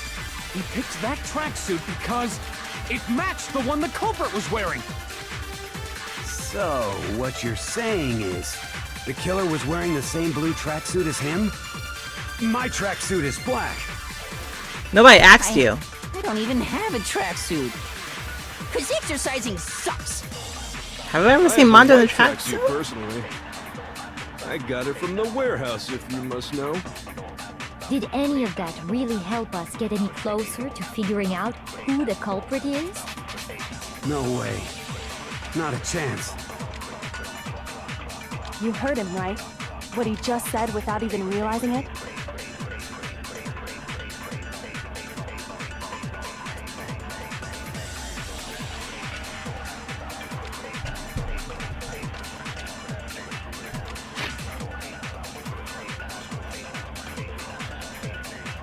Yashiro, he says has a white tracksuit.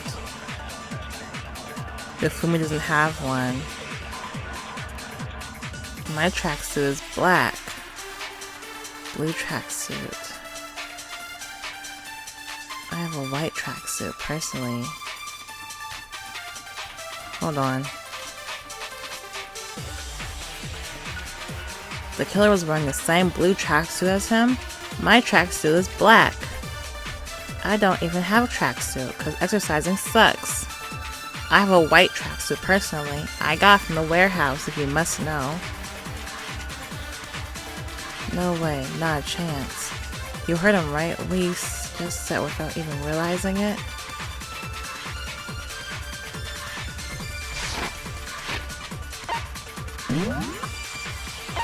My big brain is not working right now, y'all.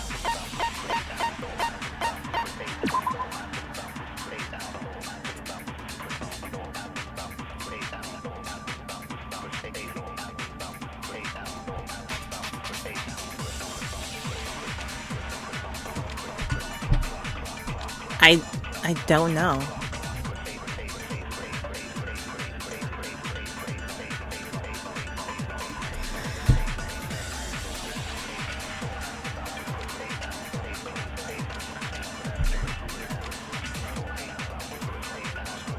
On the night of the murder, right before nighttime, Chihiro was spotted leaving the warehouse. It seems she was stuffing some blue exercise clothes in them. I really don't know. The only thing I can think of is like maybe the color. They didn't see the colors clearly in the repeat it. She's right. What he said just now is really odd. How did he know something like that? Play it again. First of all, I got 11 we minutes. know where Chihiro was heading. He was on his way to go exercise. So next we have to ask, why did he choose the specific tracksuit that he did? What do you mean, the specific tracksuit? I got it! He picked that tracksuit because it matched the one the culprit was wearing. So, what you're saying is, the killer was wearing the same blue tracksuit as him? My tracksuit is black. I don't even have a tracksuit. Cause exercising sucks. I have a white tracksuit, personally. I got it from the warehouse, if you must know. Did any of that really help us get any closer to figuring out who the culprit is? No way. Not a chance. You heard him, right? What he just said without even realizing it?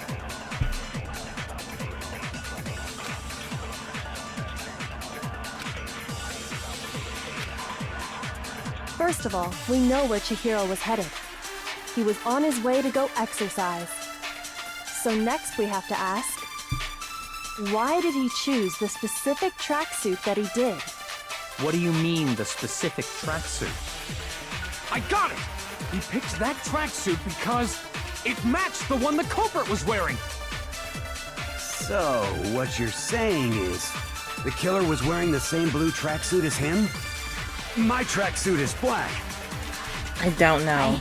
I don't even have a tracksuit. Cause exercising sucks. I have a white tracksuit personally. I got it from the warehouse, if you must know. Did any of that really help us get any closer to figuring out who the culprit is? No way. Not a chance. You heard him, right? What he just said without even realizing it? How did he know something like that?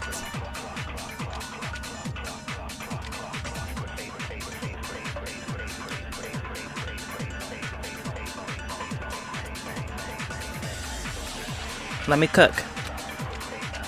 First of all, we know where Chihiro was headed. He was on his way.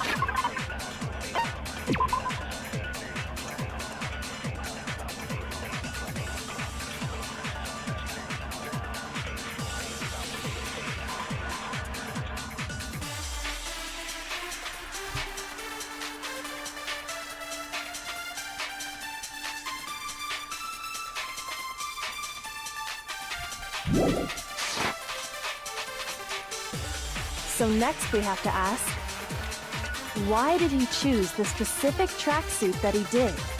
What do you mean, the specific tracksuit? I got it! He picked that tracksuit because it matched the one the culprit was wearing! So, what you're saying is, the killer was wearing the same blue tracksuit as him? No, that's wrong! Mondo! Hold on a second, Mondo. What did you just say? Because I thought about it. We were talking. I brought up Celeste's account before, but I don't think we talked about the color. I think we just talked about how she saw him in the warehouse. I don't know if I don't know if we mentioned the actual color of the tracksuit yet. Huh? What'd I say? When Celeste testified a few minutes ago, she said...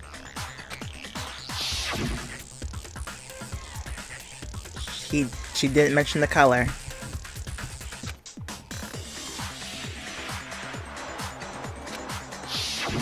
She never said anything about the jacket's color. Oh, I hate this real bad, Mondo. I liked you. Truly. So why did you say Chihiro's blue tracksuit? What are you? You just... Hey, Celeste. What color was Chihiro's tracksuit? As a matter of fact, it was blue.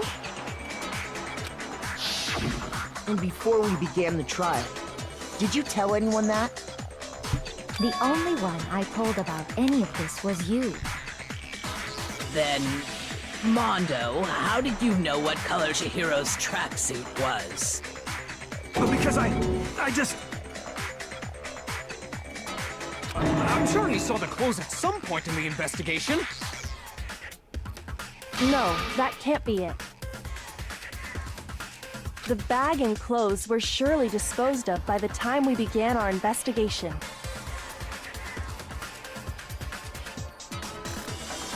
Then the only reason he could have known what color the tracksuit was is if he saw Cherry with it before he died! That's the only possibility! Why you call him Cherry? Well, Cherry? Cherry? Are you talking about Chihiro? So, how about it? Did you see the tracksuit or didn't you? Just by chance. I just happened to see it last night.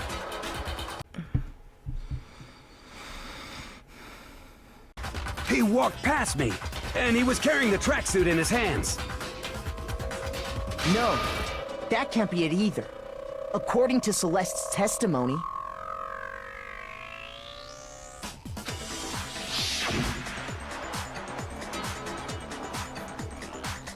Oh my goodness. She stuffed the jacket into her bag in a hurry. It was almost like she was trying to hide it. And just like that, she was gone. When Celeste noticed it, Chihiro made a point of making sure the jacket was completely in the bag. If you just ran into him briefly, you couldn't possibly have seen what color the tracksuit was.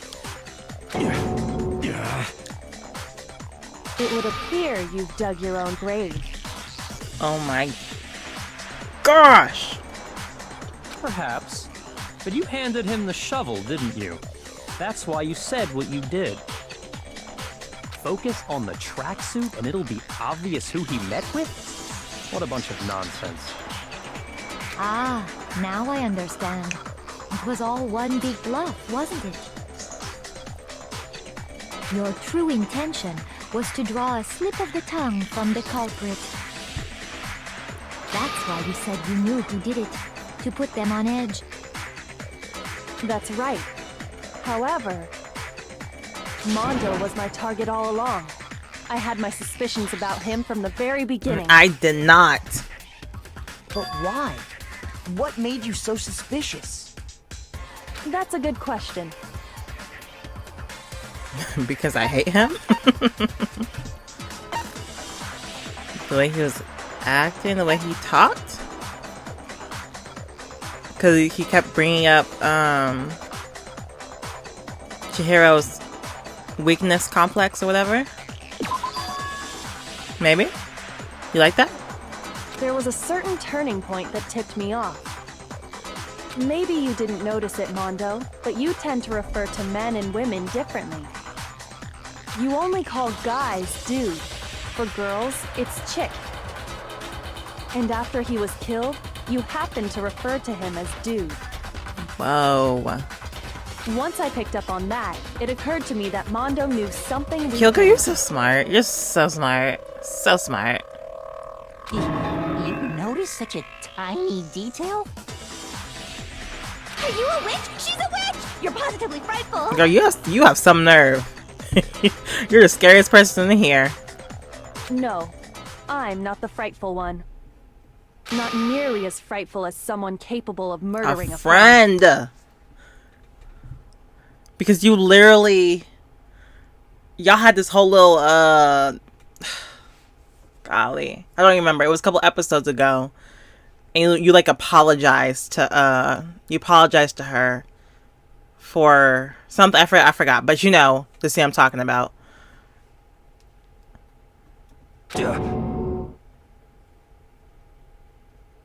Mondo, was it really you? Did you really kill Chihiro? I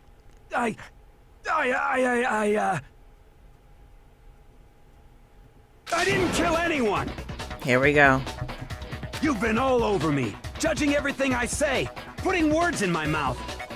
What gives you the right to treat me like a goddamn criminal? And see, this is the part where I do that weird mini game, but I don't know how to do a mini game, right?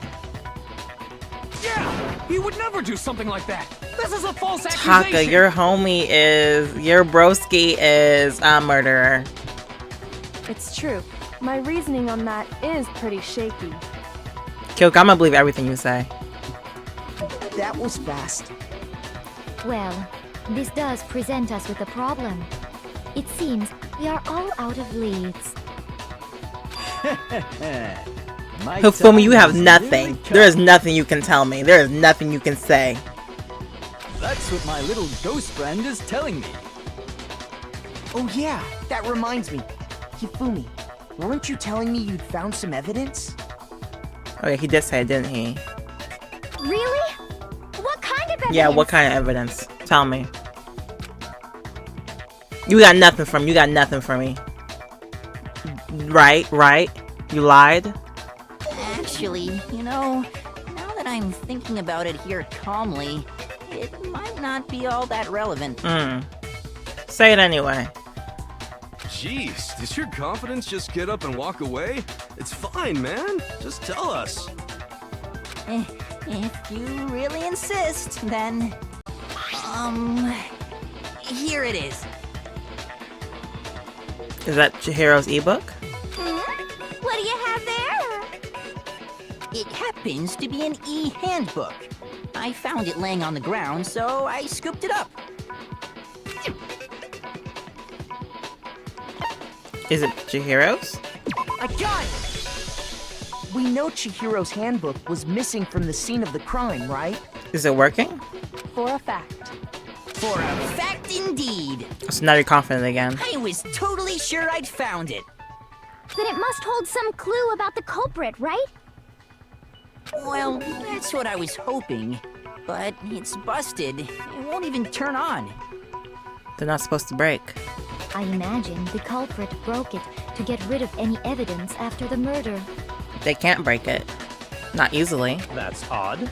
I didn't think the handbooks were quite so fragile. Monokuma? You're right. They're not. They're totally waterproof and shock resistant. It would take an awful lot to break one. But what's the one weakness? And yet, this one does appear to be broken, as is Leon's, sitting useless in the main hall. For all your confidence, that is a remarkably high failure rate. Do you think there might be some kind of mystery in there somewhere?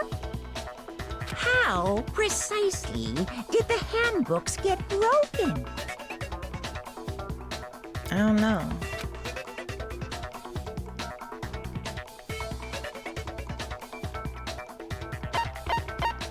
I got it! You already I told don't us know. before that the handbook has one weak point, didn't you? I don't know what the weak point would be. You remember that? It was like literally a couple hours ago.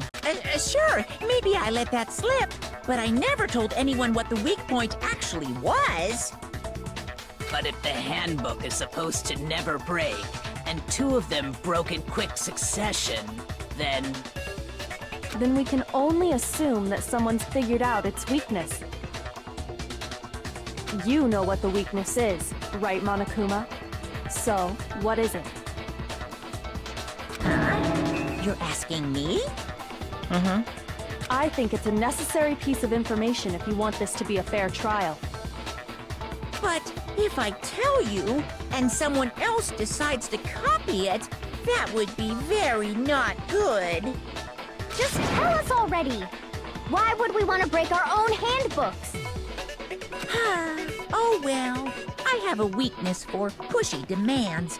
But you're sure you won't follow their example? Put it as one of the rules. Make it a rule. Then allow me to make a special announcement. The weak point of my cutting-edge e-handbook is... when it's exposed to high temperatures for too long, it will suffer a meltdown and totally break!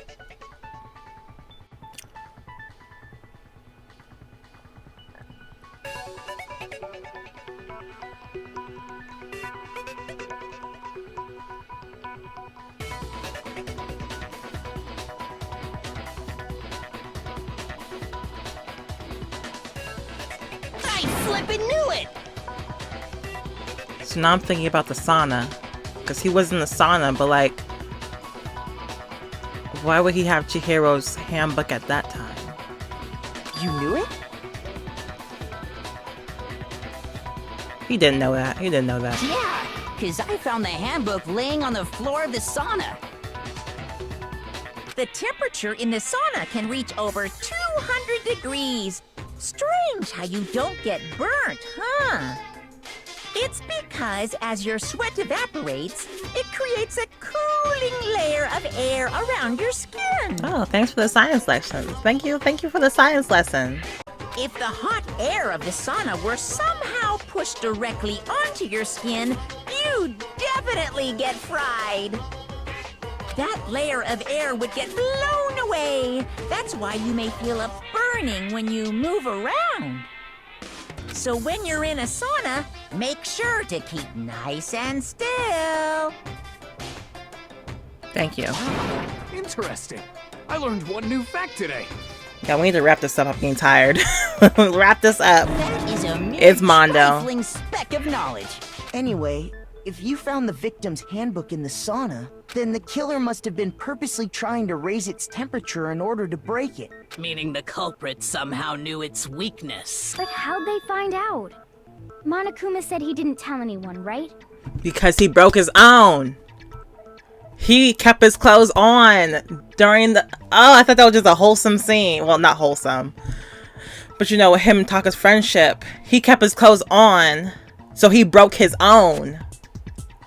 And so that's how he knew to break Chihiro's like that. Indeed. Quite the mystery. What if they found out by accident? What do you mean by accident? What if the killer took their own handbook into the sauna, not knowing its weakness, and it broke? They'd realize it was broken, of course, and it wouldn't be hard to figure out why. And once they had Chihiro's handbook, they knew they had an easy way to dispose of it. I won't say it's not possible, but who would have done something like that? Taka, you know. Taka, you know. I don't know of anyone who took their handbook into the sauna. Taka, you and I know. I might know someone who did. Whoa! Seriously? I think the one who may have taken their handbook into the sauna was...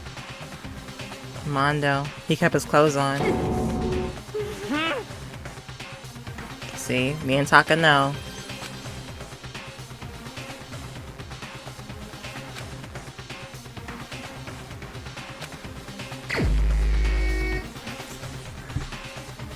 Is it really possible to pick myself? That's crazy.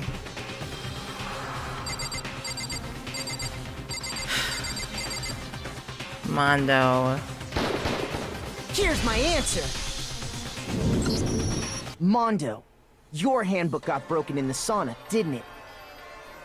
What? Why? Why do you keep accusing him? Because you was there, Taka. You know.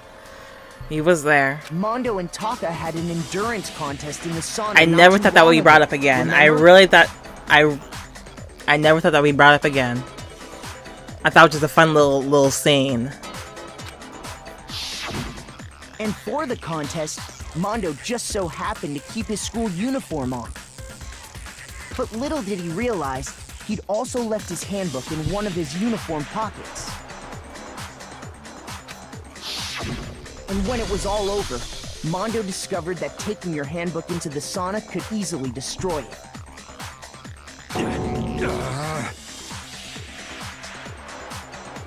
No, wait, hold on. You've got it all wrong. He would never kill. I don't accept this. Show me the proof. The actual solid proof.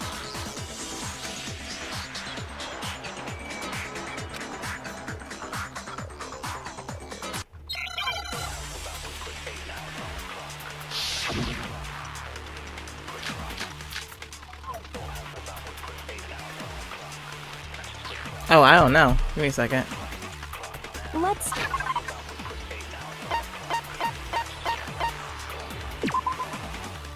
What was it? It was broken If ebook. what he says is correct, Chihiro's then Mondo, you ebook. broke your own handbook. In other words, if Mondo's handbook is actually broken, then that proves that what Makoto said is right. Well, my goddamn handbook works just fine. See? Look! Okay, Makoto I was think... wrong after all! Mondo wouldn't hurt a fly!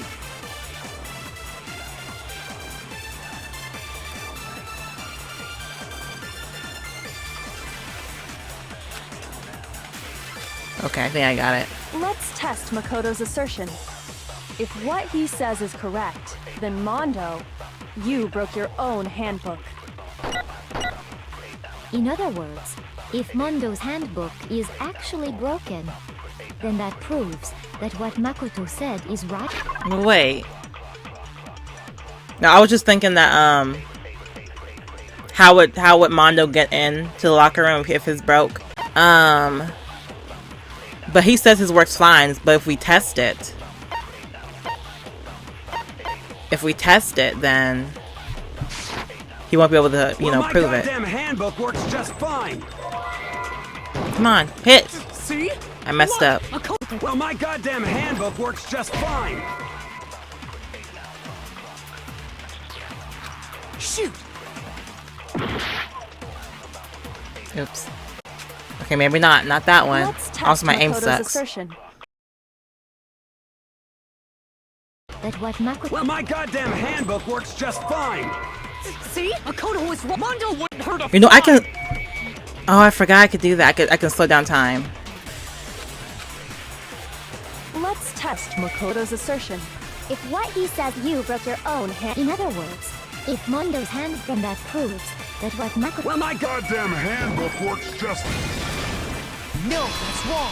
Yeah, I told you I forgot the controls. I forgot you could... Stop them. Mondo, the handbook you have right now. Slow down Is it time. really yours? He has... No. Yes. No. Wait, what? The fuck is that supposed to mean? He has Leon's and he left his in the box. He has Leon's. The broken handbook that was in the main hall. Isn't that one actually yours? What the heck are you talking about? What I mean is, I think Mondo swapped his handbook out for one that actually works. I think he took Leon's handbook and replaced it with his own. After all, Monokuma said himself that Leon's handbook never should have broken.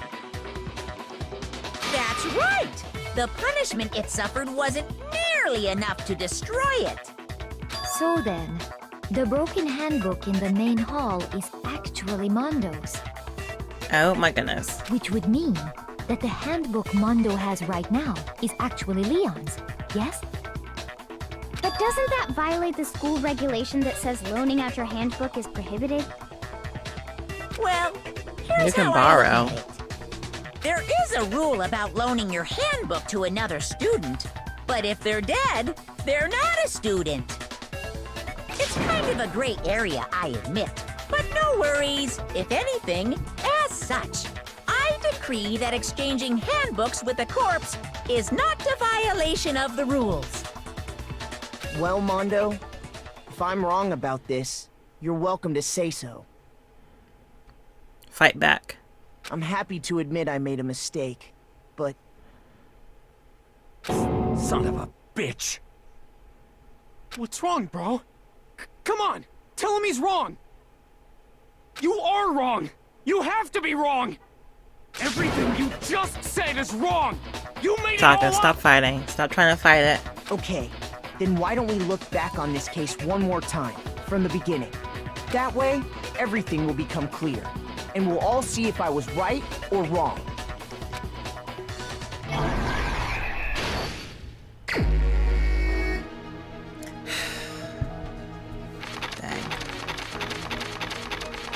Okay. See, Byakuya, you are so annoying. Okay.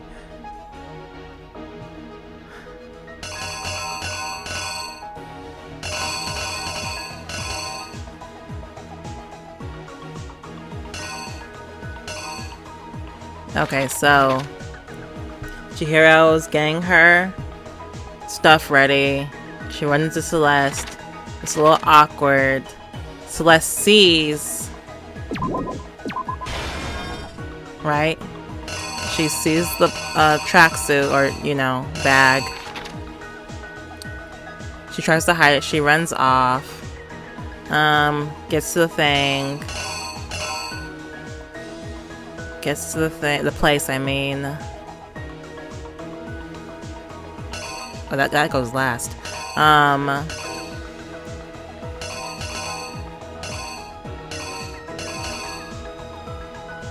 She goes in.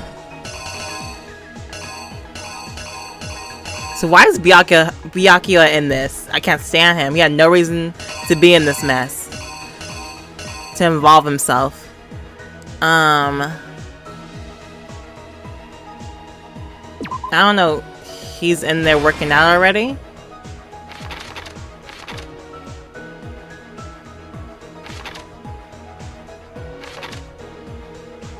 No.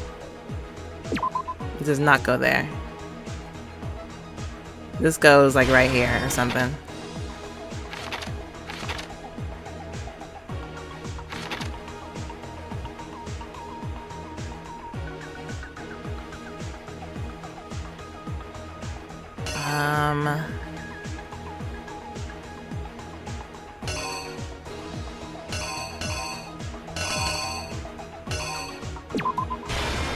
Goes inside.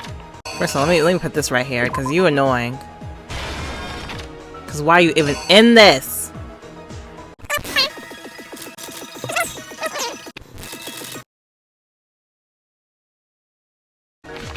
Okay, yeah, I'm running out of time.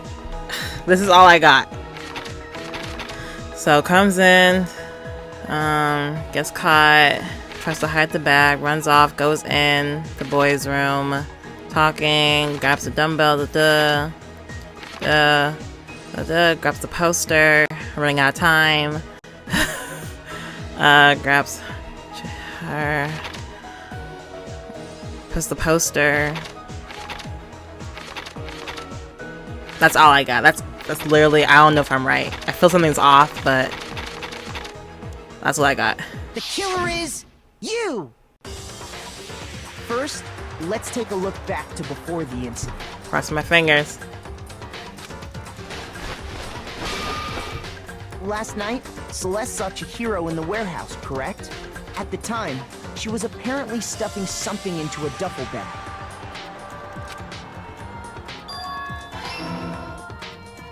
Okay. That something was a blue tracksuit. You can confirm this, right, Celeste?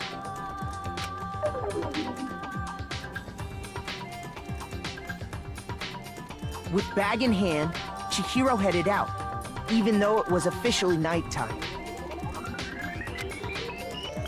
She made her way to the locker room, specifically the boys' locker room. But how could the victim, who was apparently a girl, access the boys' locker room?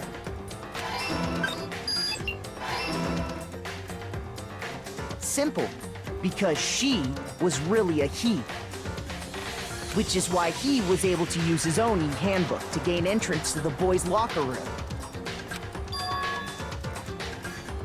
Once inside, he met with someone there. And the person he met was the one who killed him.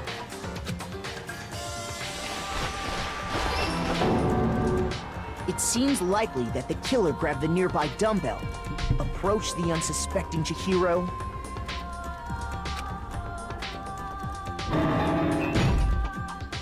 and attacked him. And that's where the bloodstains on the poster and carpeting in the boys' locker room came from.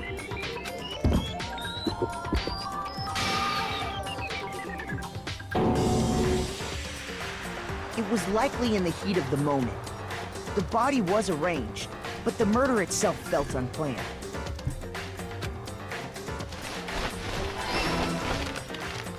Which is why the killer hurried to try and hide the act.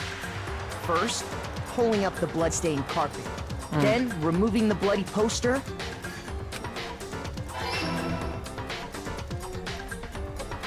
And finally carrying the corpse into the girls' locker room. A girl's handbook was necessary to get into the locker room, of course. But this alone doesn't prove that the killer was necessarily a girl. After all, Sayaka and Junko's handbooks had been placed in the main hall. Using one of those, a boy could get into the girls' locker room without much problem. And that's exactly how the killer did it.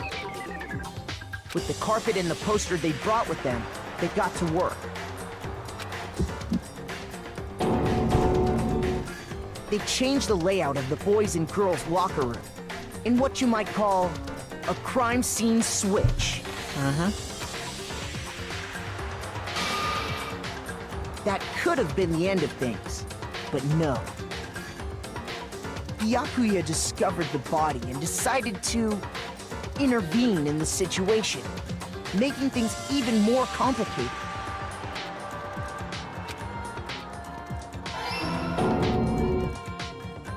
So, after stumbling on the crime scene,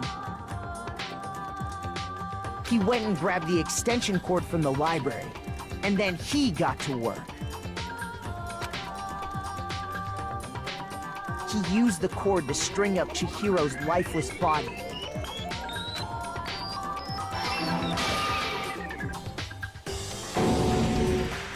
Then, using the victim's own blood, he left a grisly message there at the scene of the crime. He wanted to create the illusion that Genocide Jack was responsible for the slaughter.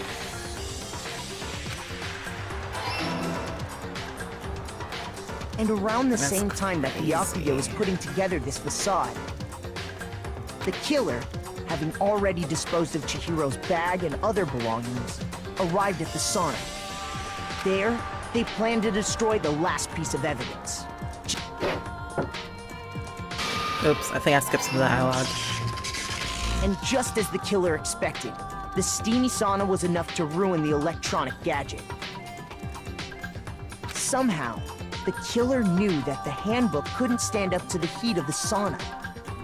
And the reason they knew that is because the sauna had already wrecked their own handbook. And that's how it all played out.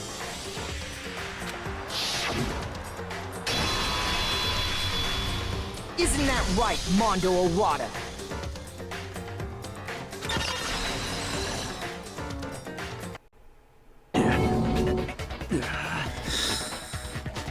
Wait! No! This can't be right! Where's your evidence? Yeah! Where's your evidence? Everything! You need evidence! You need proof! It's like, why are you writing so hard right now? Without any proof, you can't pin any of this on him! Evidence that Mondo was a killer. That already revealed itself earlier in the trial.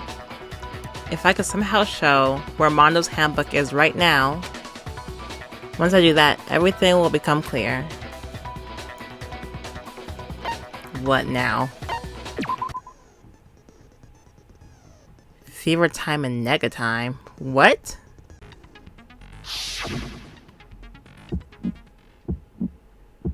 Why am I fighting against you? Show me some evidence. You're wrong. Oh. I won't listen. I really don't know how to do this part. False. Show me some evidence. I won't listen. False. I refuse to vote. Show me some evidence. You're wrong. I won't listen.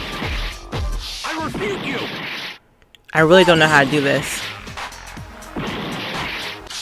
Show me some evidence. I won't listen. False. You're corrupt. I really don't know how to do this.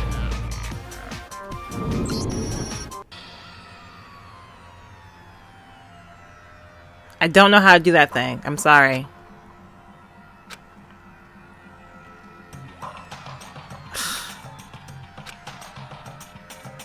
I know it's Mondo. I messed up. Why would y'all vote for me? Whatever, whatever, whatever. I refuse to give up yet.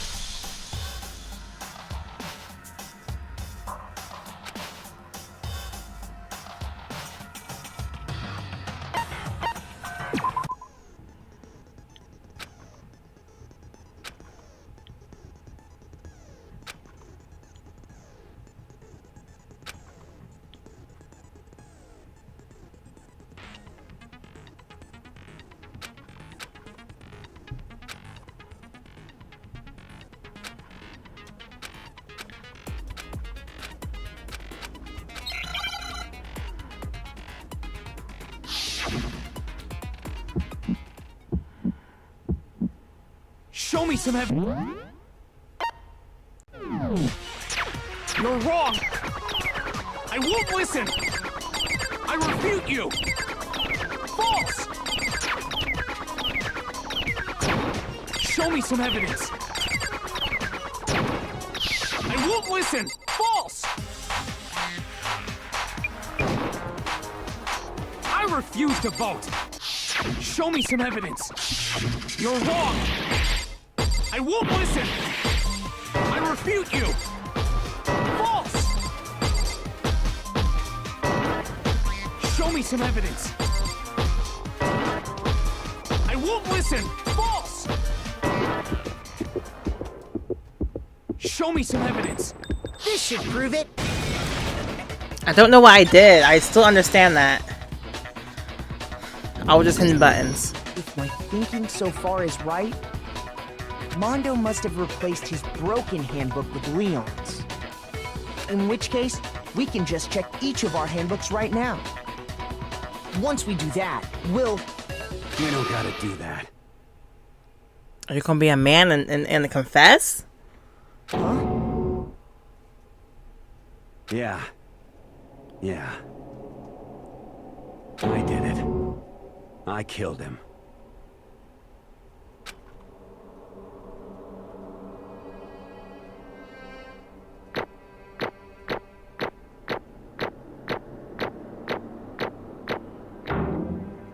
Okay, I'll take it. I'll take it. Hey. Thank you, thank you, thank you. Bro, what are you saying? I got no choice, man. After hearing all that, I gotta just... give up. Go ahead, Monokuma. Get it over with. Ask for the goddamn verdict. Roger that. Wait! Hold on! Taka, just be quiet now. No waiting, no holding on. Time for the moment we've all been waiting for. Grab your lever and give it a yank! Who will you elect as the Blackened this time around? Will you make the right choice or the dreadfully wrong one? What's it gonna be? What's it gonna be?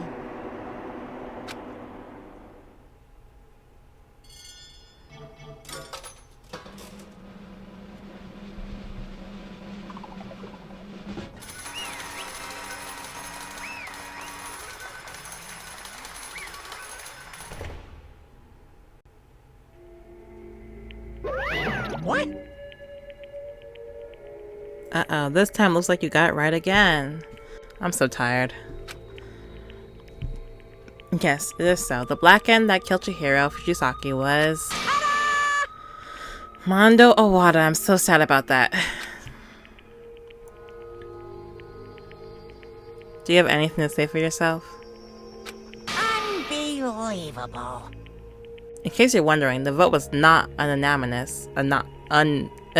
Sorry, I know what that means. I know what it means. I can't pronounce it right now. Kiyotaka chose the wrong answer. You really gonna stand by him even though it's obvious that Mondo did it, Taka? You're trained very close to the danger zone, Mr. Ishimaru.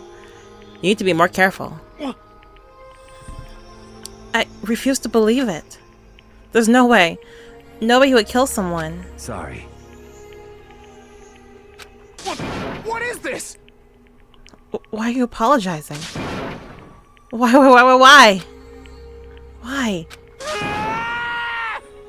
Why did you do it? Now then. Well, it looks like Mondo's taking a vow of silence, so allow me to explain on his behalf. Actually... The story of the murder, this time, is a sad story of two men. But for anyone who doesn't really want to hear it, you can hit the... Okay. Anyway, there was once a young boy, and his name was Chihiro Fujisaki. He had an extreme inferiority complex regarding his own lack of strength. You're so weak, even though you're a boy? He heard things like that as long as he could remember, and he couldn't overcome his weakness. On the contrary, he tried to hide and bury himself further and further into that weakness. To take on the fragile form of a petite young girl. He had chosen that this was his way out. Now nobody will be able to say anything about even though you're a boy. But no matter how tightly he wrapped himself up in that shell, The inferiority complex had already taken root deep inside of him, and was not so easily weeded out. As it turned out, the shell was completely empty. The complex didn't disappear. Instead, it only grew stronger and stronger. I'm weak. Weak, weak, weak, weak, weak, weak, weak, weak. Once the killing game had begun here at the school, he had no choice but to accept this fact. After all, this world is survival of the fittest. If you're not strong, you don't survive. And then the lovely and hateful Monokuma announced the revealing of the embarrassing secrets. Which of course included Chihiro's embarrassing secret, which I was more than willing to divulge. Even though he dresses like a girl, Chihiro is actually a boy. Hey, And that was something Chihiro couldn't let anyone find out, no matter the cost. If that was revealed, it would be the end. The hardened shell would crack, the armor would fall away. Without a doubt, those around him would torture him more than ever before. Everyone figured being thrust into such a dilemma must have sent him spiraling into despair. What? And yet... I'm sorry. Sorry, I don't really want to talk about it right now. But... I also don't want to leave things the way they are, so maybe I can talk about it later. After I try my best to become strong, then I can tell everyone. Annoyingly, he used the threat of discovery to motivate himself to become stronger. That's right. Now's my chance. I want to change. I'm going to get stronger and accept who I am. Stronger enough so that when someone says, even though you're a boy, I'll be okay. I'll get better. With that thought at the front of his mind, he resolved to take immediate action. And so... that day, he made a commitment to begin exercising. He was prepared to retain his mind and body. But sadly, that would be the first and only chance he would get at it. That's so sad. Mondo, why? I hate you real bad right now. When he decided to start exercising, he thought it would be good to ask for someone's help. But he wanted to tell that person his secret first, and then ask them to help him from there. And the person he went to... yeah, that's right. It was me. Yup, it sure was. The biker gang fella had been painfully clear about how important his manly promises were. So Chihiro probably figured that even if he confided in Mondo, his honor would make him keep the secret. Mondo. Plus, Mr. Macho Mondo was the very symbol of a strong man that Chihiro always aspired to be. Maybe talking to Mondo about it will help give me courage. So he went and asked Mondo to help him become stronger. That was his aspiration, and he thought that only with Mondo's support would he ever be able to come close to that. Correct. So then, that must be why Mondo did what he did, to keep the promise he made to Chihiro. Huh? Did what he did? You mean, that's why Mondo carried Chihiro from the boys' locker room into the girls' locker room? Indeed. Yes, that's exactly what I mean. Wasn't that to cover up what he did? Certainly. That could have been a part of it, but I don't think it was the main reason. The real purpose was to keep the promise between men he made to Chihiro. But how does moving the body keep this secret? Because if everyone knew he'd been killed in the boys' locker room, then everyone would have been arguing about how she got into the boys' locker room, right? Once that started up, at least a few of us would have immediately begun suspecting his identity, so...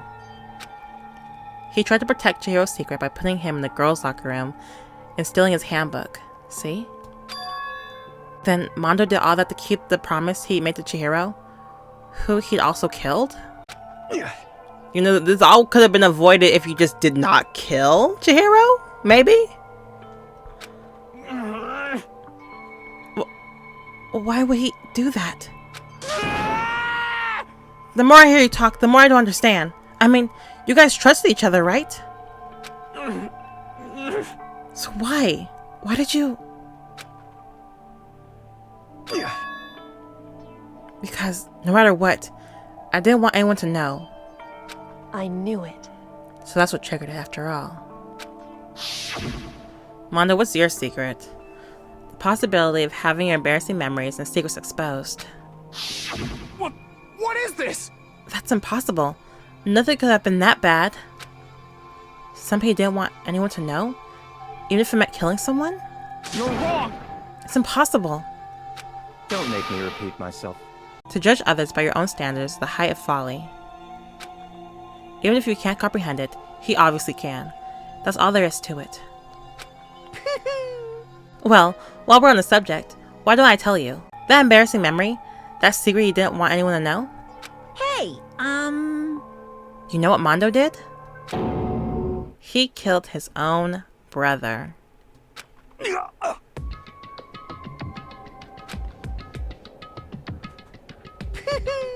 Mondo, the ultimate biker gang leader, makes all the hoodlums and riffraff across the country tremble.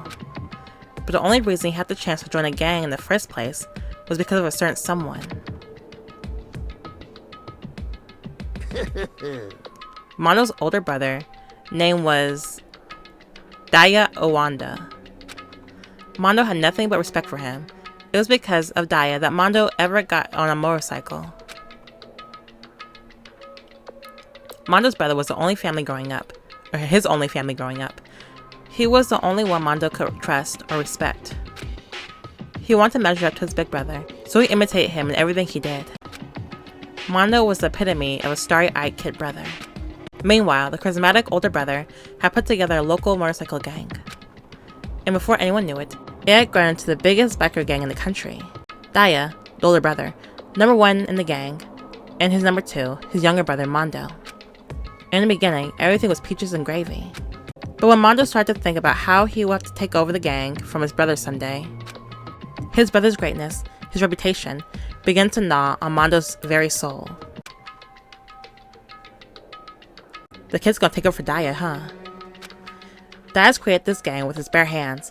Mondo's just along for the ride. Can someone like that really be our leader? All that'll do is make the gang look bad. Almost every day, Mondo heard the gossip and whispers of the other members of the gang. Which is why... I gotta get stronger. Stronger than Daya. Once. Just one time. No matter what, I gotta win. Don't fuck with me. I don't care what it takes. I gotta come out on top. And on the night of his amazing brother's retirement ceremony, Mondo challenged him to a street race. But during the race, tragedy struck. The kid brother pushed ahead with reckless abandon, eager for victory, and dashed into oncoming traffic. Crazy diamond. But suddenly, his brother saved him.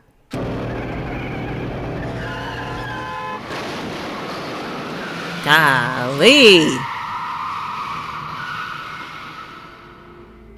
At least he died with a smile. Laying in his kid brother's arms, the older brother delivered his final words. My bad, kid. I effed up. Sorry. Of course he knew it was his brother's fault, but Daya never blamed him for what happened. Hey kid, the rest is up to you. No matter what, you gotta keep the gang together. Cause it's the team you and me put together. It's a promise between men. I mean, yeah, but I still give you permission to kill Chihiro. I don't care. He decided to hide the truth of what happened from everyone else in the gang, in order to keep the gang together and keep the promise to his brother. He would never admit to anyone that it was his own weakness that had caused the accident. And as a result, the team was made even stronger under the banner of the kid who bested his big brother. Dad was gonna lose to his kid brother, so he got stupid and got himself killed. That became an explanation for what happened. Mondo's lie became the truth. He wanted to lead the team so bad, he was willing to tell all kinds of lies about his brother. I I'm strong. Strong. And yet... As soon as our killing game began, he realized, no matter how tough he pretended to be, he was just another weakling that could die in an instant. And then the lovely and hateful... Okay, I already read this. Why are you using the same scene again? At that point, it was clear I would have no problem shedding light on his secrets. Mondo killed his own older brother. No matter what, I could let the other gang members find out. If that happened, everything would have been ruined. Everything me and my brother had worked to create would have been destroyed. His death, all the guilt I've been carrying around, it all would have been for nothing. So that's why...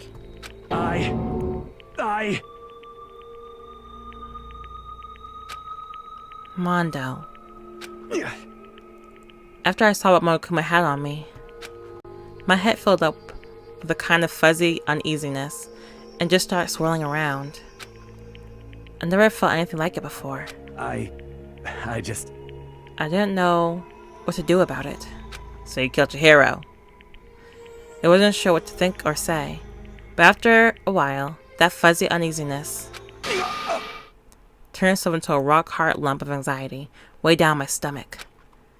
And it was right around then that Chihiro asked me to start working out with him.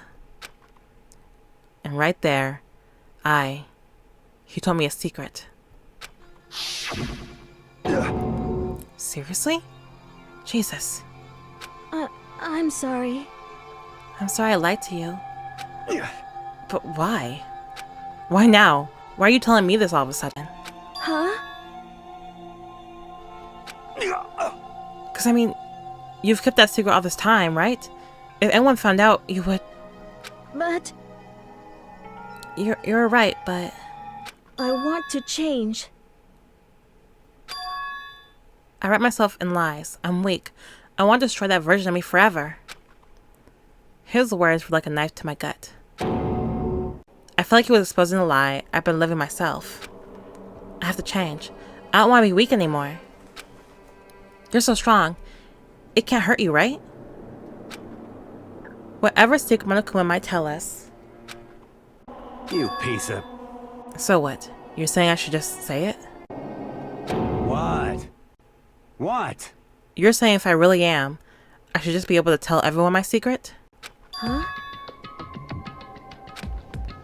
I was jealous.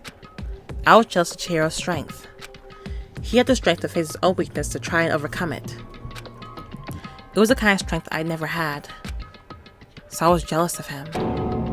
And that jealousy broke me. What? What? Are you making fun of me? I'm strong? Are you effing with me right now? No! I'm not making fun of you. You really are strong, Mondo. I feel like I could hear something starting to creak. Something inside my head.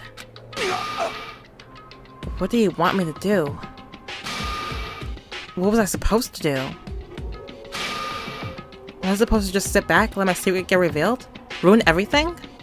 What's wrong? Damn you! Why did you have to tell me all that? Are you trying to rub my failure in my face? I just wanted to... No, I just really admire you. I admire your strength. Yeah, that's right. That's right, I am strong. Strong. I'm strong. Strong. Stronger than you. You son of a bitch! And stronger than Daya. I don't remember anything after that. When I woke up again, he was laying at my feet covered in blood. I had the dumbbell in my hand, and I was just staring at him, down on the ground.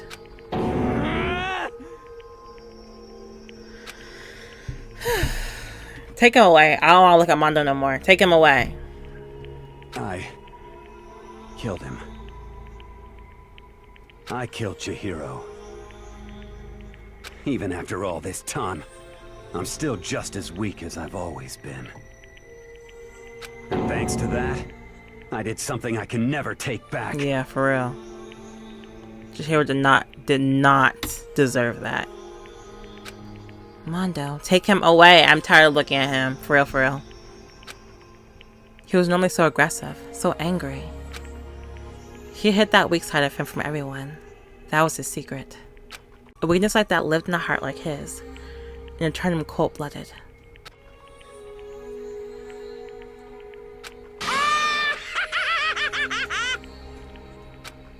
Look at him. You see? You're all just like him. For a secret from the past, for a memory. For that, he killed another living human in cold blood. He couldn't come free of his regrets from the outside world. He doesn't know what true strength is. Do you see hope anywhere in there? Because I sure don't. You bastard.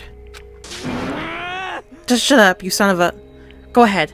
Say that again. I dare you. Yep. Okay. I'll say as many times as I want. Is what I want to say, but... Unfortunately, I can't do that right now. Because the time for punishing is fast approaching. Punishing? It can't be. You mean execution? Well now, well now, well now, well now. That's what I promised you, right? The blackened that disturbs the peace will be punished. Ridiculous. Hold on. No, take him away. Take him away. I'm so mad. Now then, I prepare a very special punishment for Mondo Awada, the ultimate biker gang leader. No, wait. Let's give it everything we've got. It's punishment time. Go ahead. I said wait! Sorry, man.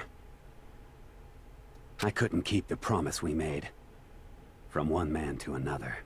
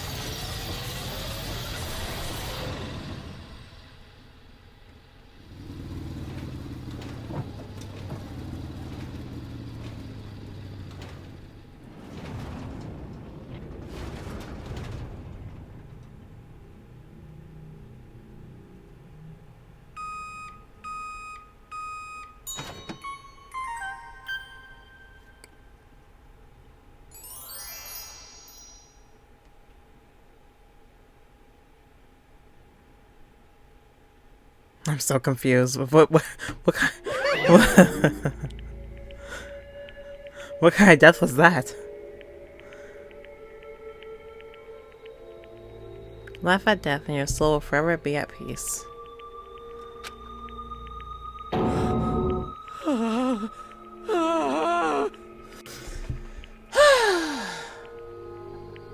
I'm tired, y'all. I'm tired. I've been filming for 3 hours now.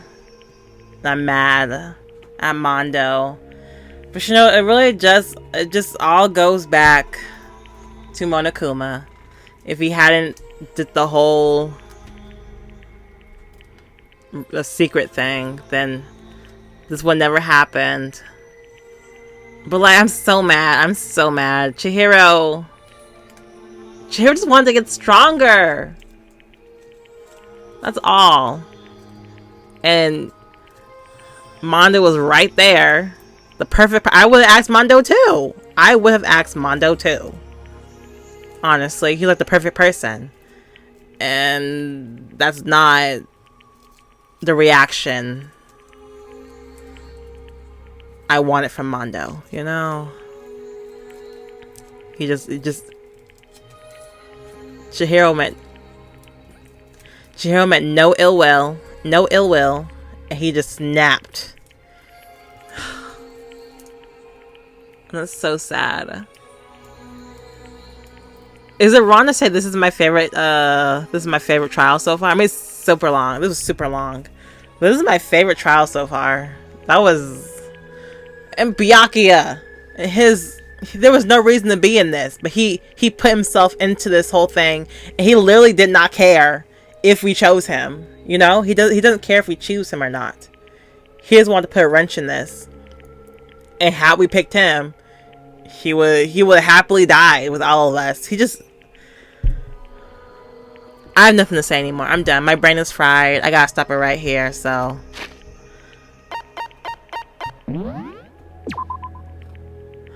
Oops. Yeah, I gotta stop it right here because I'm tired. My brain is fried. Byakuya, he's a mess. Say it one more time, just in case.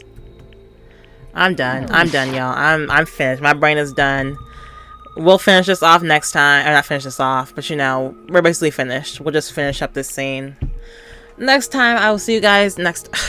Bye. Bye. Bye. Bye. Bye. Bye. Bye. Bye.